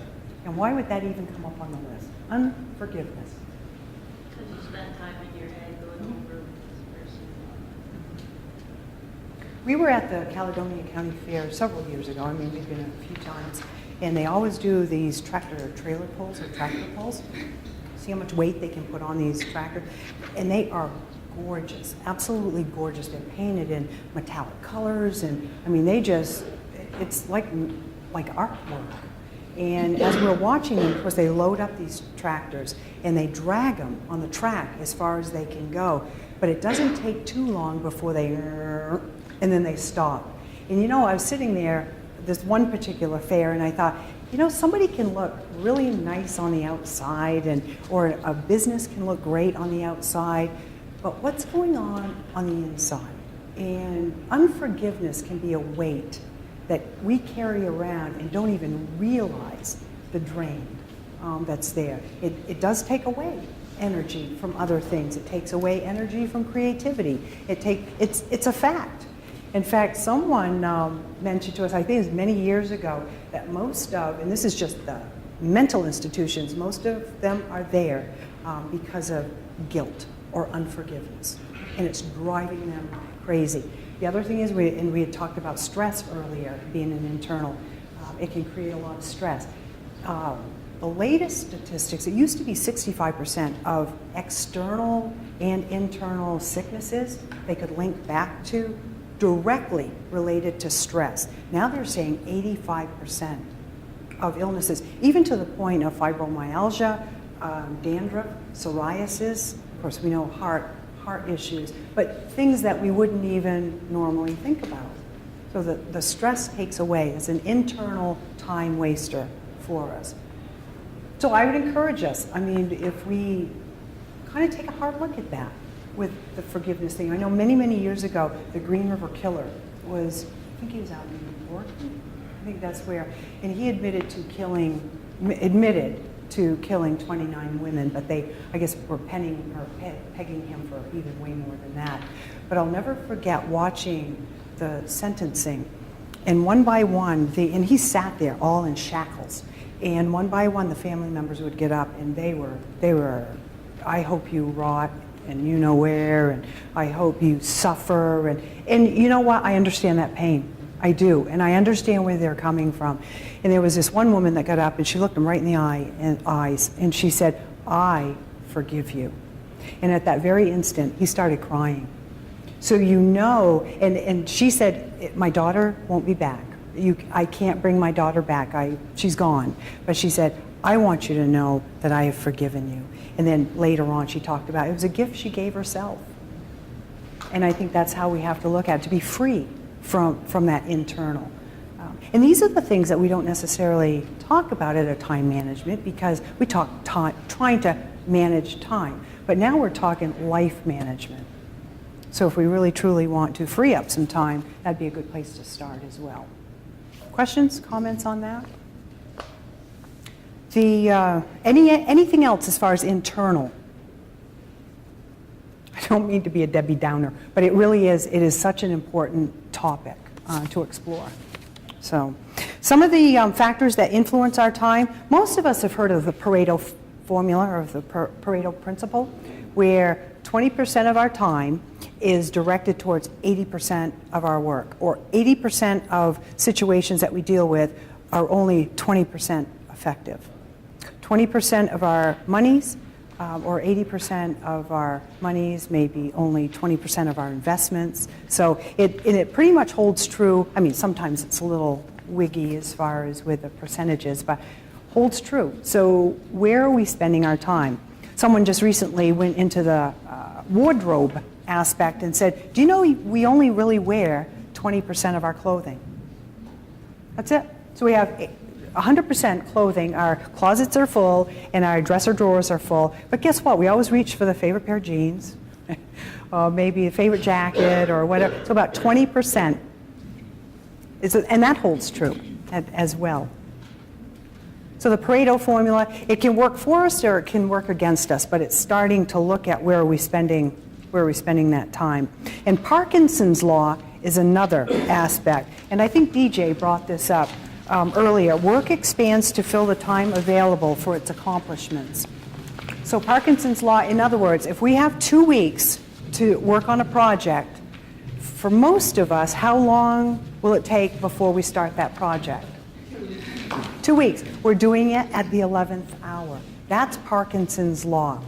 If we have 20 minutes to buy a birthday card, how long is it going to take us to buy a birthday card? 20 minutes, right. They're playing for us. And that's something to keep in mind as well. We've got this project out here. What are we going to do incrementally to be able to get that project done? Or are we going to wait as Parkinson's law? And this one kind of does work against us. But if we recognize it, then we can make it work as our friend. Questions or comments on that? Pareto's or Parkinson's? All right, so better time life management can help you focus on your activities. And really, I did a time/life management, but it really is more life management. Number 2, help things run what? Smoothly. You got it. So the essential jobs can get done. Number 3, help enrich your work and give you more time to do the things you like or love. And then help improve the quality of time spent with, as Victor said, with family. A richer time. How many of you have been, of course my daughter's all grown up now, married and out of the house, but I remember, when she was growing up, she'd say, Mom, do you want to play store? Or do you want to do this or you want to do that? And I remember, I'd do it physically, but be thinking in my mind, once we get done playing store, I've got to do this, I've got to do that. So I never felt that I was totally there. So when we talk about help improve quality of time spent with family, it's not just the time, but it's the total time. The Chinese have a symbol as far as communication too. I think it's great. We use the word listening, but they use a symbol that encompasses the eyes, the heart, the ears, and the mouth. And that's their form of communication. And I kind of see that with when we have control, in a sense, or life management, we can use all of that with the people we're with. There's a place in Seattle, Washington, called the Pike Place Fish Market. Any of you familiar with that or been there? Those guys are amazing. I mean, they work with stinky fish, and yet their mantra, their principles, of course, attitude is in there too. But when they're talking with a customer, they're there, and they talk about that. We're just going to be there for that customer. And I think about that with us, with the time, because many of you spend time with either external customers or internal customers, family. Are we there, or is the mind? Are we thinking about the next thing? Questions on that?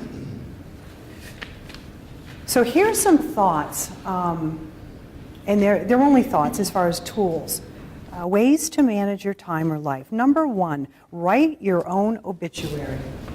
Now, why would we start with that? We've talked about the value of time, but why would, and this is an awesome, awesome exercise if you have not done it, why would that be important? Write your own obituary. Because it show the importance of how you spent your time while you were alive. Okay. What was important to you? Okay. That also just shows how you spend your time. So So it it shines. shows, you look at from a different angle everything that you do, as opposed to looking at it in the future. Mm-hmm. You look at it from above, looking at everything you did.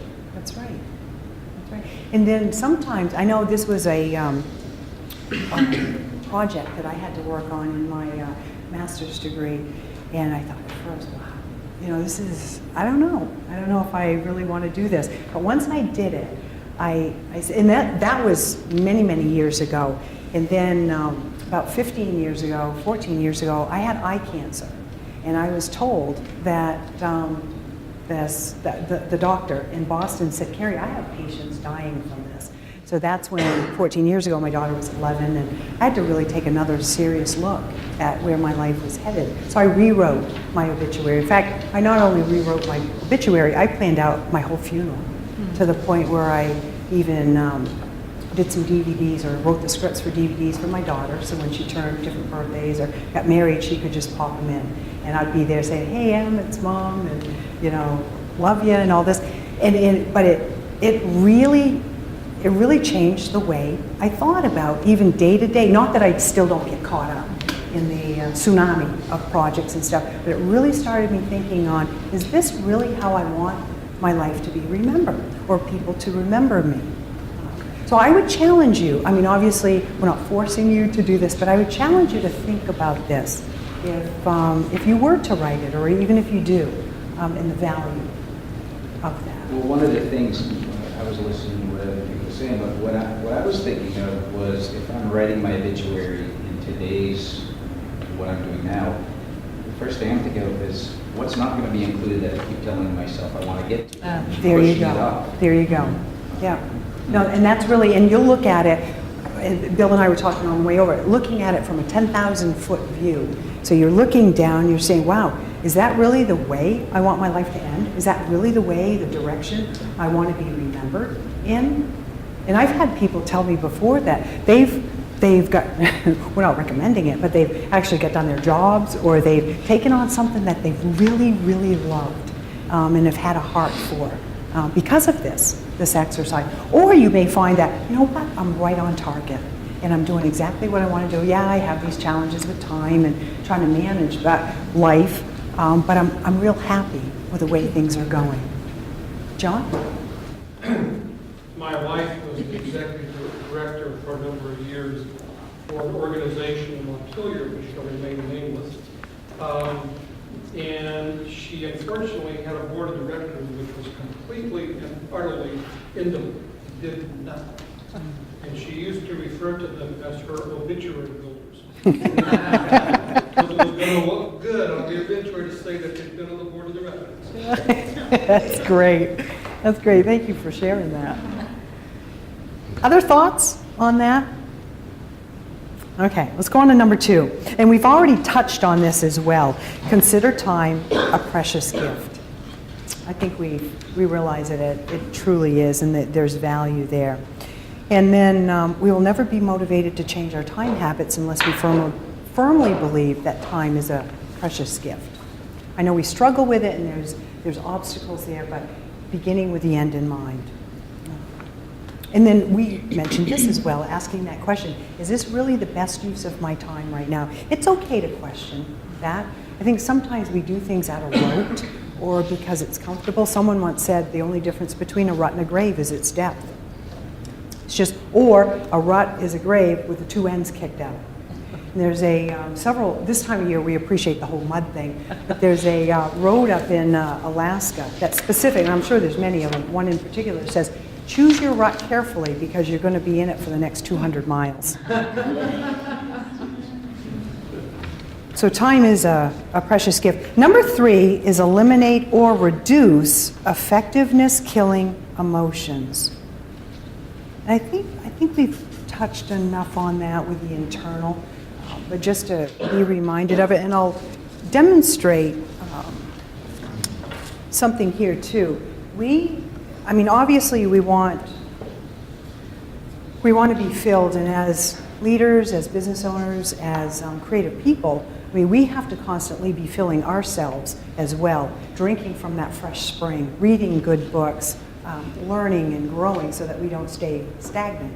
Someone once said that if we're not growing, we're rotting. So we do want to keep growing. But if we have those ineffective or those negative emotions that's eating us alive or taking away, it's kind of like, I don't know how I'm going to do this. So as and this cup represents us, or filling of us. So we are attempting to fill, but what's happening? It's just not working, is it? We're filling our days, we're filling what we think are good things, but it's just draining right out of us because of those emotions. Any other thoughts on that, John? Yeah, I was thinking about this earlier to say something. I know that all of us, I think, from time to time, because of the size or the difficulty of the task that we're faced with, allow it to intimidate us to the point to where we are frozen, we are paralyzed, we do nothing. And when I get in a situation similar to that, I will attempt to remember that every journey starts with one step. And once you start it, you know what? It's not so bad once you get going. That's exactly right. And that's going back to that too, why this method here is so effective, because you can put down every single thing that you have to do with a particular project. But now there's some magic too about it being from out of here onto a piece of paper, because then you can just do it for another project. And it's amazing. But I think it takes care of those giant projects, and we break them down into steps and then do what we can with those. The number 4 is use analysis to get out of paralysis. I have attached, actually I gave like 3 or 4 different time type things, attachments, but this particular one is called the time log for week of. It's towards the back of your packet. You know how we do a budget, a personal finance budget or a business budget or whatever, to track where the monies are going, and where's this going or that's going, and a lot of times we may find that it's not really any big purchases, it's just the $10 here or the $15 there, but it adds up. It is no different with our time. I think what you would find would be it's the 10 minutes here, it's the 10 minutes there that are cumulatively taking up a lot of our time. And I'm going to share to that in a moment. But I wanted you to see that. Most of us don't even have the time to fill out a time log. I couldn't even begin to tell you, though, how valuable this is. If you just can commit to it or be disciplined, even just for the week, as much as you can, and then go back and look at it and say, wow. I never even realized. And be as truthful. I've got it broken down into 15-minute segments. You may even want to break it down even more than that. There's some really good software available for time tracking if people live on their computers like I do. Good. And it was something that I started several years ago, and it's huge.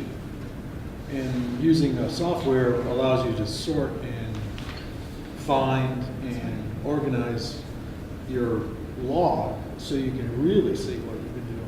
That's right. Because you can even do pie graphs and Yeah. stuff too to say, wow, I'm really spending way too much time here, but not enough here. And do you want to share that website or? Well, the one I'm using is called Time Tracker. Time Tracker? And if you Okay. Google it, it's a real easy one, and it's not that expensive. There's Okay. there's probably a half a dozen or more, Okay. and mine's older than some of the newer ones. But I just, I started doing it because I needed to document some things that I was doing in order to build back my time, and it's turned into a much more powerful tool than that. That's great. The trick is not to lie. Right. We do have to be truthful. Yes. We really Be truthful to your time tracker. That's right, for it to really work. Yes. Yeah. The other one I included too was that my week of, so as we're doing kind of planning and prioritizing, it hopefully another tool for you. The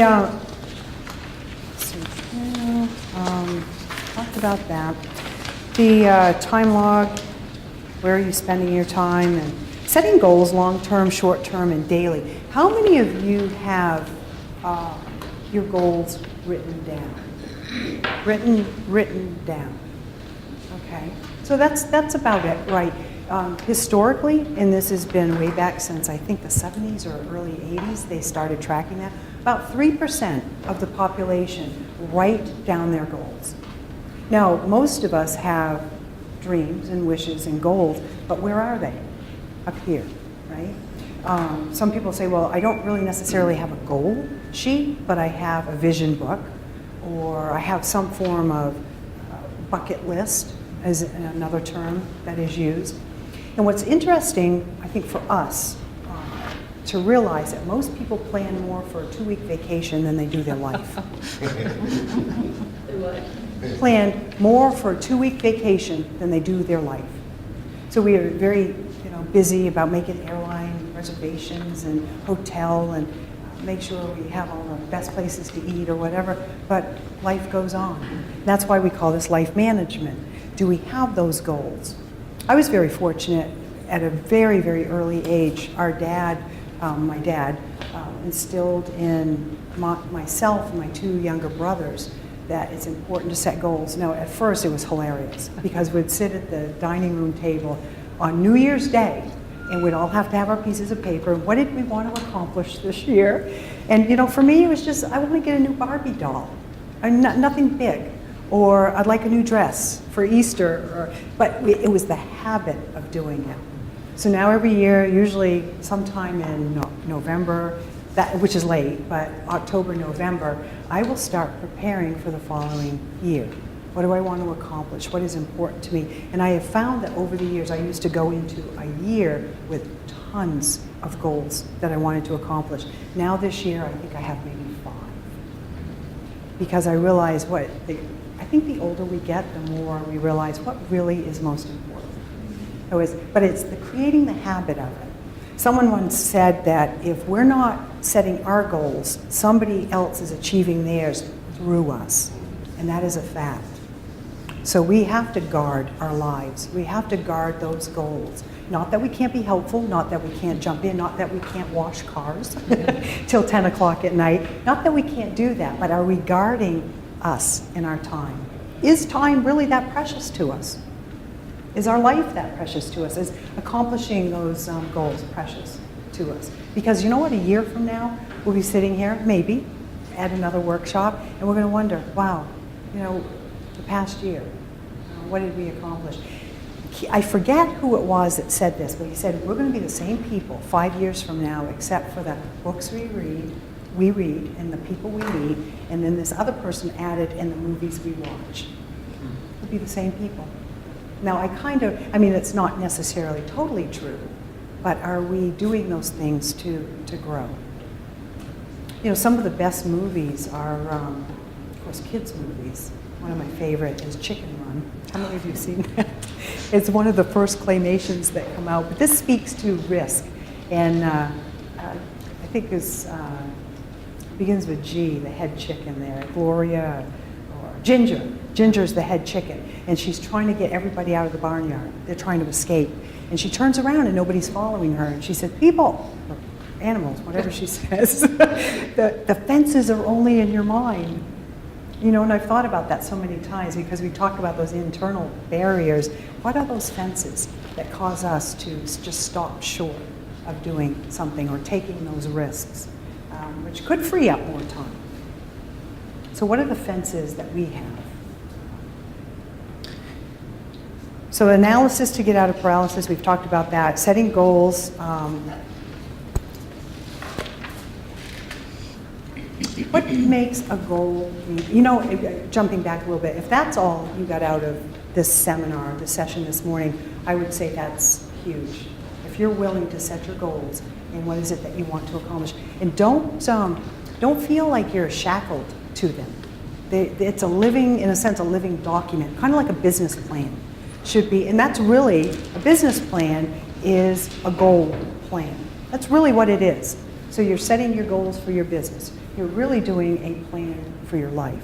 What do I want to accomplish? Who do I want to help? Where do I see myself going? And that's why, too, starting off with the obituary kind of can jumpstart that for you as far as your goals. But feel free to change them, too. If you, let's say, for me, one of my goals for a few years was to learn Spanish. Well, I dropped it last year because I thought, obviously, that is not important enough for me because I haven't even started it. So, dropped it. So our goals can be, because there are goals. Questions on that? The failing to plan means planning to fail. Another comment by Brian Tracy. Number 6 is always keep an activity at hand. What does that mean? Here we are realizing that we have 10 minutes here, 15 minutes there, while we're waiting at the doctor's office, waiting at DMV because we need to get a new license, or we have about 15 minutes before another client comes in, or whatever. So why is it important to keep an activity at hand? Or else I'll play Candy Crush. Right, you're not wasting time. Let's say, how many of you actually do handwritten thank you notes still? Awesome. So just keep a stack of thank you notes with you and a list of who you have to write them to, and just do it. 10, 15 minutes, and then they're done. It doesn't have to be a big, big project. But that's just one example, to always keep an activity or a project at hand. Make good use of windshield time. Now I know Vermont now is a hands-free state. That used to be the time where we could get caught up on our phone calls, which is dangerous, but so it's hands-free now. We're talking about maybe learning maybe a new activity or something. Other than meditation tapes, I would not recommend that while you're driving. But you could be learning or exploring different ways that windshield time. What else as far as windshield time?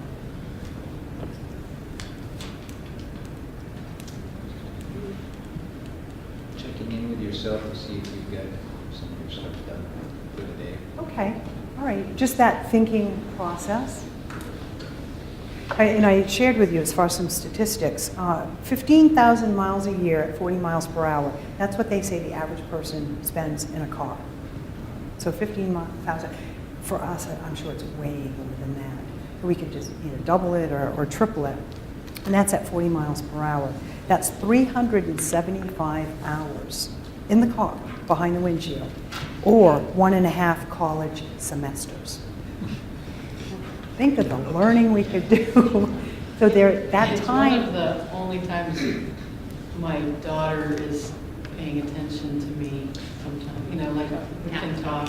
She's usually on her phone, but she'll talk to me. You know, she's sitting next to me and she's captivated. So that's a good use of windshield time. Yeah. I've had many couples tell me that, my husband doesn't talk to me except when we're riding in the car. So good use of windshield time. The other thing that we were talking about is clear your desk, work area, or home. How many hours do you think are piled on the average, and I mean piled, on the average employee, average executive's desk, how many hours of work is piled? Guesses?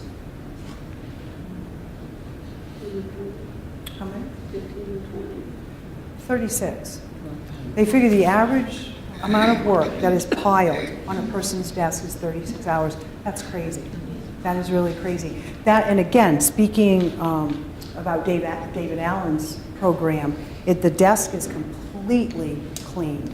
The files or any visible types of notebooks, get rid of all the ones that you don't use. Keep the desk area, your office area clean. And it's not just for aesthetic purposes. It has a lot more to do, the mental and emotional aspect as well. Hard to do. And like I was sharing with you as far as this one gal that I'm working with, she is the CFO of the company. And when I first walked in, she said, Carrie, I could meet you in Littleton at it. And I said, oh no. No, we're gonna meet in your office. I'm gonna check this out. And it was as if, oh my goodness, I just, and she felt overwhelmed and she felt really burdened, but I don't think a lot of it was coming from her projects. I think it was coming from every day she went in to see that. And then she's working on it. She's cleaning out old files and she's starting the one-page method. And she said, you know, I bet I could use this at home too, to make a difference. Hard to do because before we had talked about that comfort thing, that we surround ourselves with paper and we think it's a good thing. So I would challenge you on that. Oh, here's another statistic too. 60 hours a year spent in looking for misplaced items. That would free us up a lot of time, wouldn't it? Now 60 hours a year doesn't seem, you know, it's a lot of hours, but spread over time. Make the most of your best time. What do we mean by that? Make the most of your best time. How many of you are morning people? Love it? Okay. So I would say our best time would be in the morning. Maybe 5 to 7 in the morning, or maybe 8 to 10, or whatever. That's when you want to tackle what? Or you want to do what? The boogeyman. That's when you want to tackle that. How many of you are, your best time is maybe after lunch? Early afternoon, late afternoon? Okay, good. That would be when you would tackle those tougher projects. How about evening? How many? Okay, all right, good. So again, your best time. The other thing that we have touched on is to distinguish between urgent and important. How do we do that?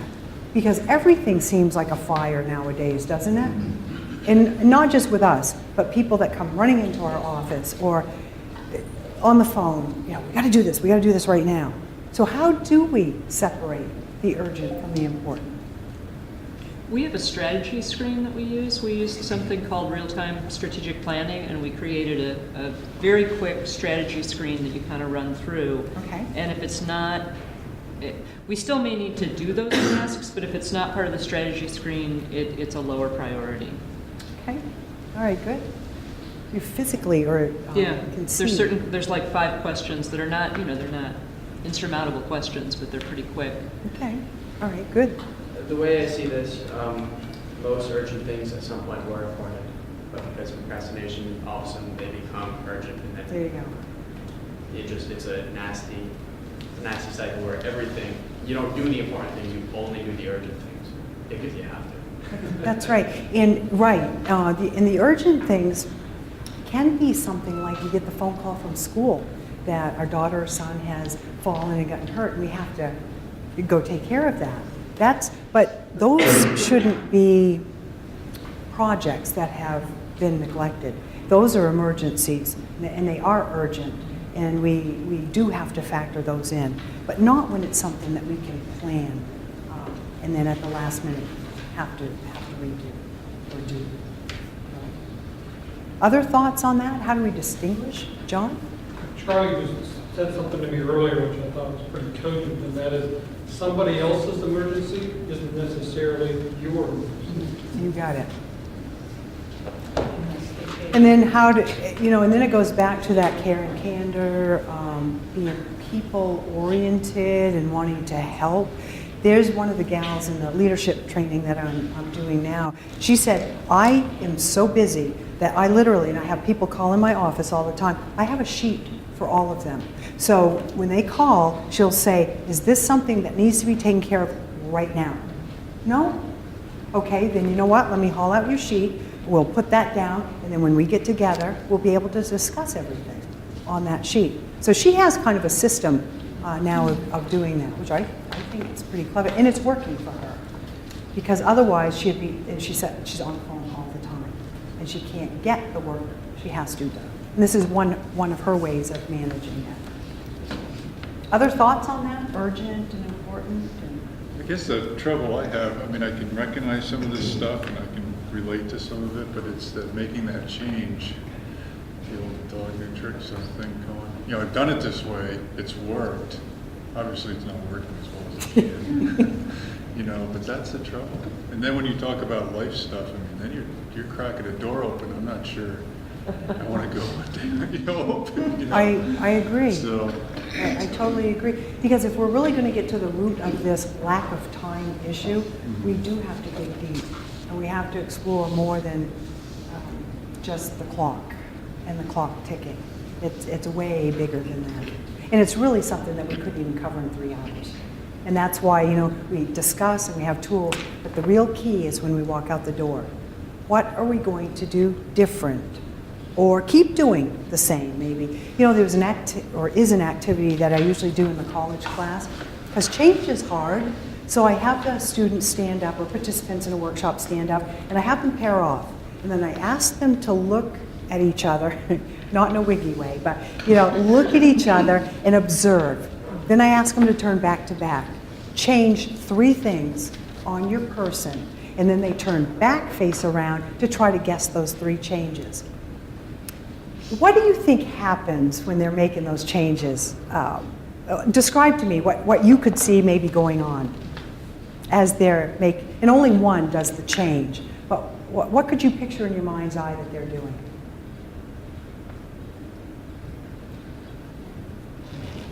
They're making changes on their person. Take the glasses off. Okay, take the glasses off, which... Button, change a barrette. Okay. Okay. All right, and that's exactly what they do. 98% of the time, they're taking something away. Instead of grabbing a book, holding a book, or adding something, maybe grabbing a pen. So then I go into this whole thing about, isn't that how we view change? That it's a loss.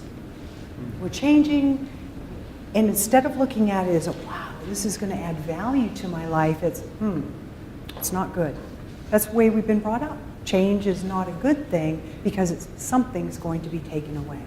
And that does not have to be the case. We make changes because we're adding value to our life. I won't make you guys do that, jump up and do the changes, but I wanted to share that illustration with you because it's so powerful. And then the funny thing is too, we talk about getting back to normal. If somebody ended up taking a scarf off or unbuttoning a button or whatever, I quickly see them putting themselves back together because habit is, I'm comfortable. My shoes are worn out, but they're my shoes and they're comfortable. Somebody else said it too, the devil I know is still the devil I know, not the one I don't know, however that's said. So number 11, don't procrastinate, right, yeah. But why do we procrastinate is more the question. Why do we procrastinate? Because it's easy. It's easy? Too tired. Tired? What else? Avoid the boogeyman. What? Pardon? Avoid the boogeyman. Avoid the boogeyman, yeah. Fear? Okay. Not mentally prepared at the time. Okay. And as John mentioned too, sometimes we see things, some projects as so insurmountable. It's like, how do I even start? And someone once said, how do you eat an elephant? You just start with one bite at a time. Well, that's the same thing as we attack a project. Just one step at a time. Again, going back to those single sheets, starting one step at a time or one aspect at a time.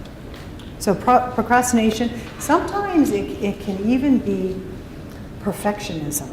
And I know you had mentioned, or somebody had mentioned something about, our librarian. She had said that in a library, it does have to be, in a sense, perfect, because when we check out a book, we want it to be where it's at. We don't want to have to hunt around for it.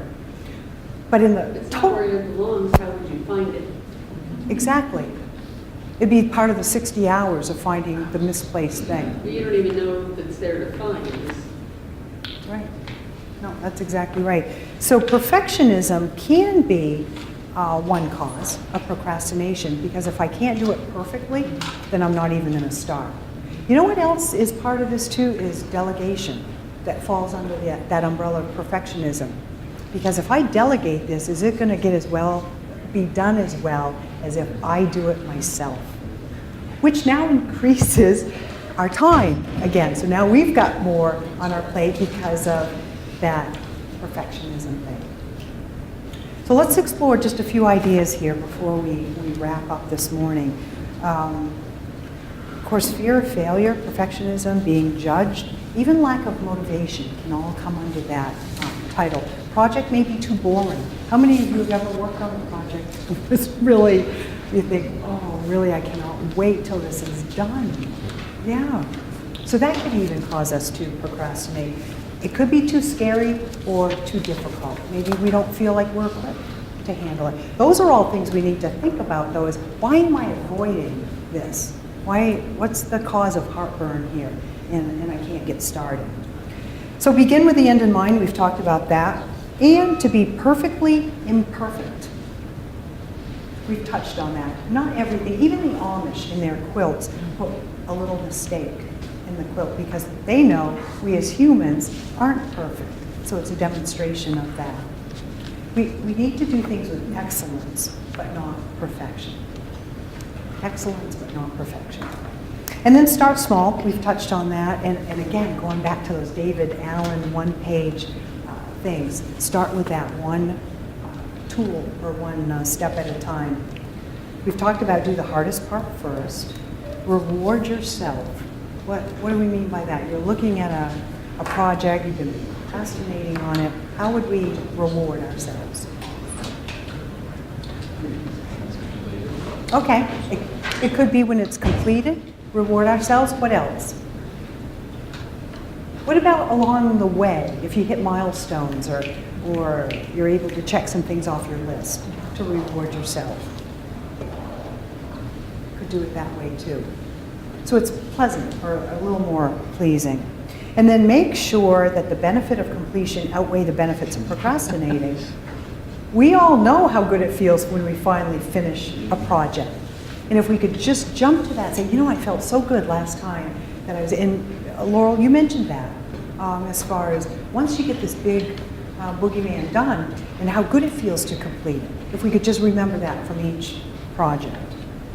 And then just something to think about too, the pain, we're going to experience two pains. It'll either be the pain of discipline or the pain of regret.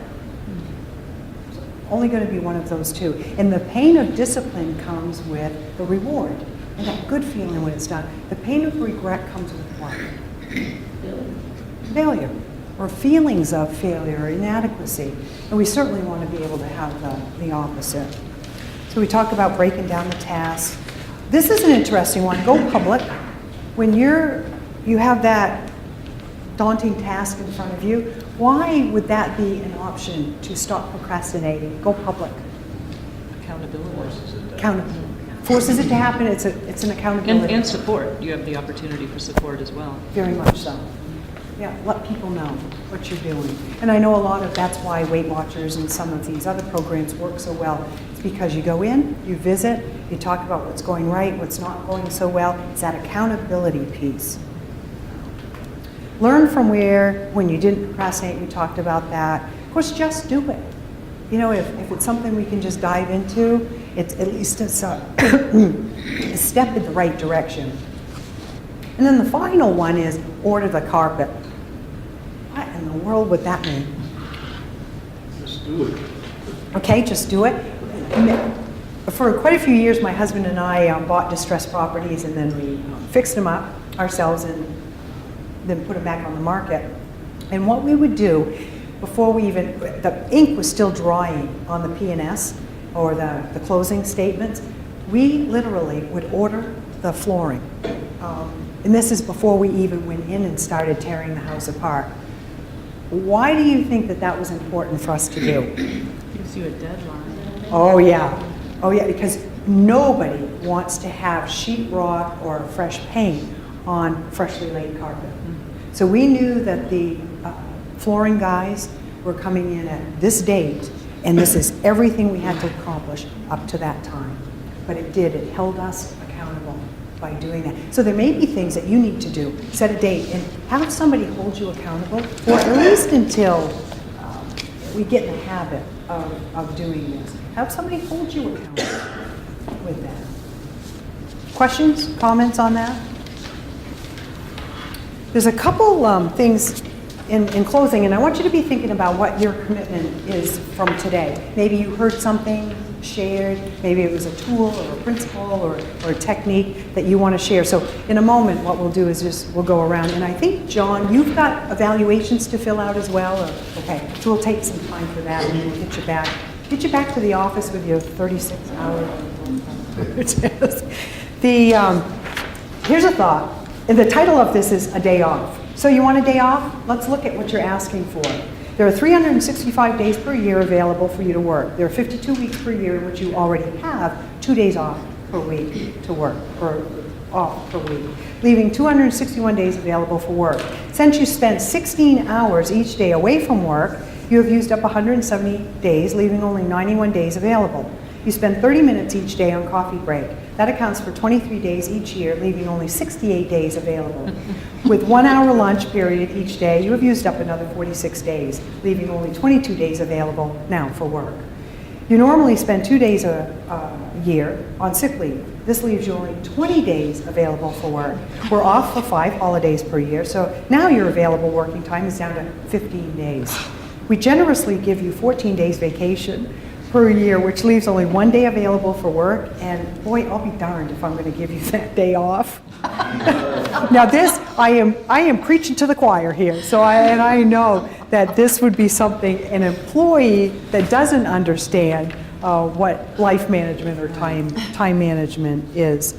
So in closing, what are your thoughts as far as your commitment, or what are you willing to, the moment we walk out this door, what has been maybe your aha moment, the commitment you're going to make, change, or whatever? Who would like to start? Okay. I've known this for a long time, and I sit at my desk and I think I need to do this, and I just haven't done it. And being here cemented in me the fact that I need to write things down. And I think I actually purchased that book right after you mentioned it on Amazon's Beauty and Technology. And that way I don't have to write it down. But yeah, it's perfect. That's something I always think to myself, I gotta just write things down. I'm gonna write them down. I'm gonna see them. That way you don't have to have a pile on your desk, you have a list on your desk. That's or right. on your computer screen. And that way I know it needs to be done. I don't have to sit there for 20 minutes thinking, how should I start? I just start. You do. You see it in front of you, you know what to do. Good for you. Awesome tool. And it will change. It'll change your life as far as that. Who else? Maybe something you heard. The reference you made, you talked about someone who had a page for each person. Kind of using that, my hope is to kind of organize my week into topics. Oh, wow. And maybe have a list of topics, just because if I'm working on payroll questions 5 different times during the week, I'm touching it every day and I'm having to refocus. But if I have all the payroll questions on one sheet, I can do that on one day. That's right. And help me kind of funnel things into slots. For you. Tremendous tool. Who else? If I'm not achieving what I want, somebody else certainly will be. That bothers me. It should bother us. You're exactly right. And you'll think a lot about that. Is this person, it does not mean eliminating helping, but is it infringing on what is most important for me right now? Good. I think, we all have calendars.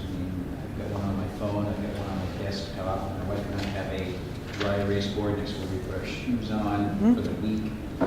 But it's always about tasks that need to be done, and not all of them are important. So I think the one thing I'm definitely going to do is put a reminder on my daily calendar. You know, it pops up with 15 things we still haven't done. In big bold letters, is what you're doing, the projects that you're doing right now important, or what you're doing right now important. And to just mentally have, mentally and visually see that, what is it I'm doing right now? Have it pop up, every half an hour or something, to just realizing that big pile of tasks, am I doing the thing where you're talking about do the one important thing first, putting a projector. Have I done the important thing that once the day's done, I'm going to be happy? Because I think most of us, at the end of the day, we know we've done a lot. There's been a lot of activity, but why is it that still empty feeling of I still didn't get to the most important thing, or I feel like I didn't really do what I should have done?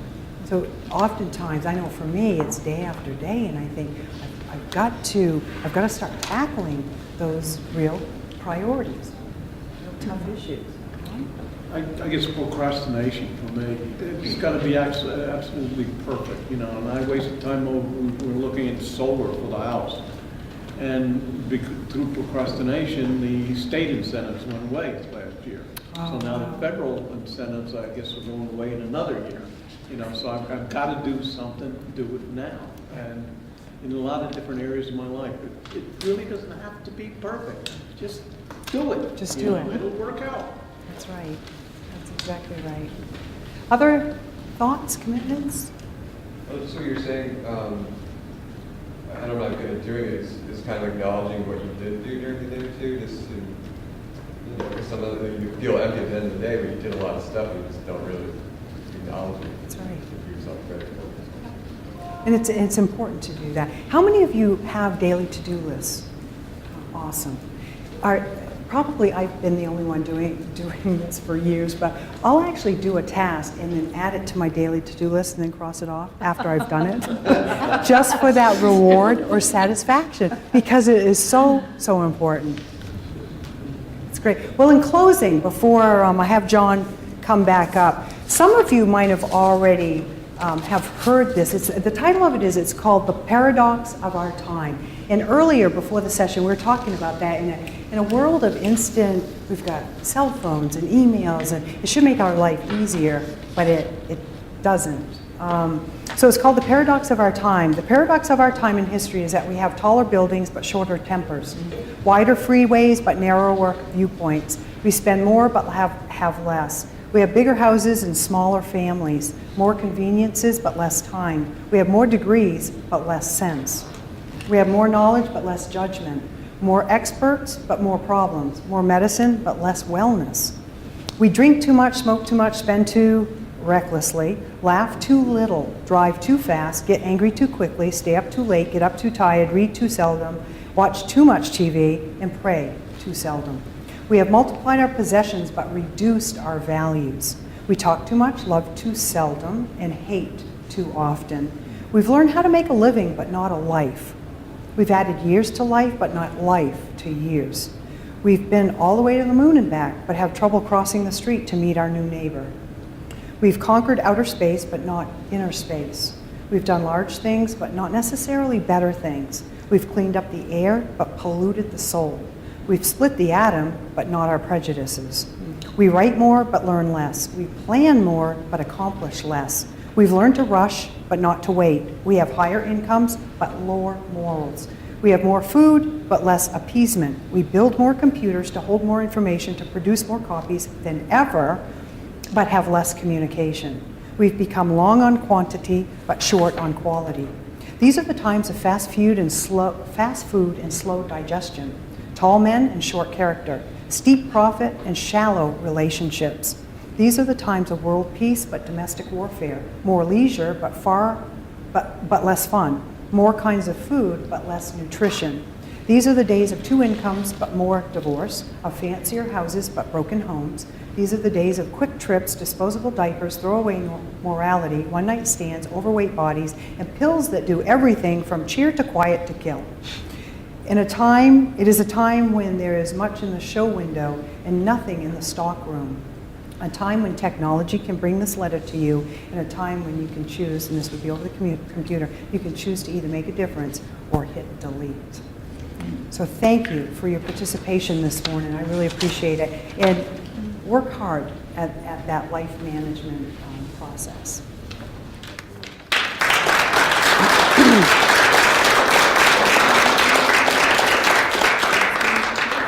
Thank you, Carrie. That You're was great. welcome, John. Really appreciate it. Couple of things. I say this to all the workshops with the in, and that is, as I've already told you earlier, we do these workshops 8 times a year. We're already set for our workshops for the balance of this calendar year. Charlie and I will be putting our heads together in October to come up with the topics for next year's workshop. If there is anything that you would like to see us do a workshop on, please write that on the back of those evaluation forms that you have in front of you that Charlie Daisy even came in, and we will do our best to try and accommodate that request. We really do like to have a full range of things on lots of different topics of interest to the business community in the area. So please do fill out the evaluation form. That is your pass to get out the door. You have to give that to Charlie before he's going to let you get out. Thank you very much for coming. One last thing to let you know, since I have 2 board members here, they'll skin me alive if I can say this. We're in the middle of our membership drive this year. If your business has not been a member in the past, but you would like to be a member, I would love to hear from you. You've got my contact details, and we'd love to increase our membership and add you to our list. Thank you. Thank you.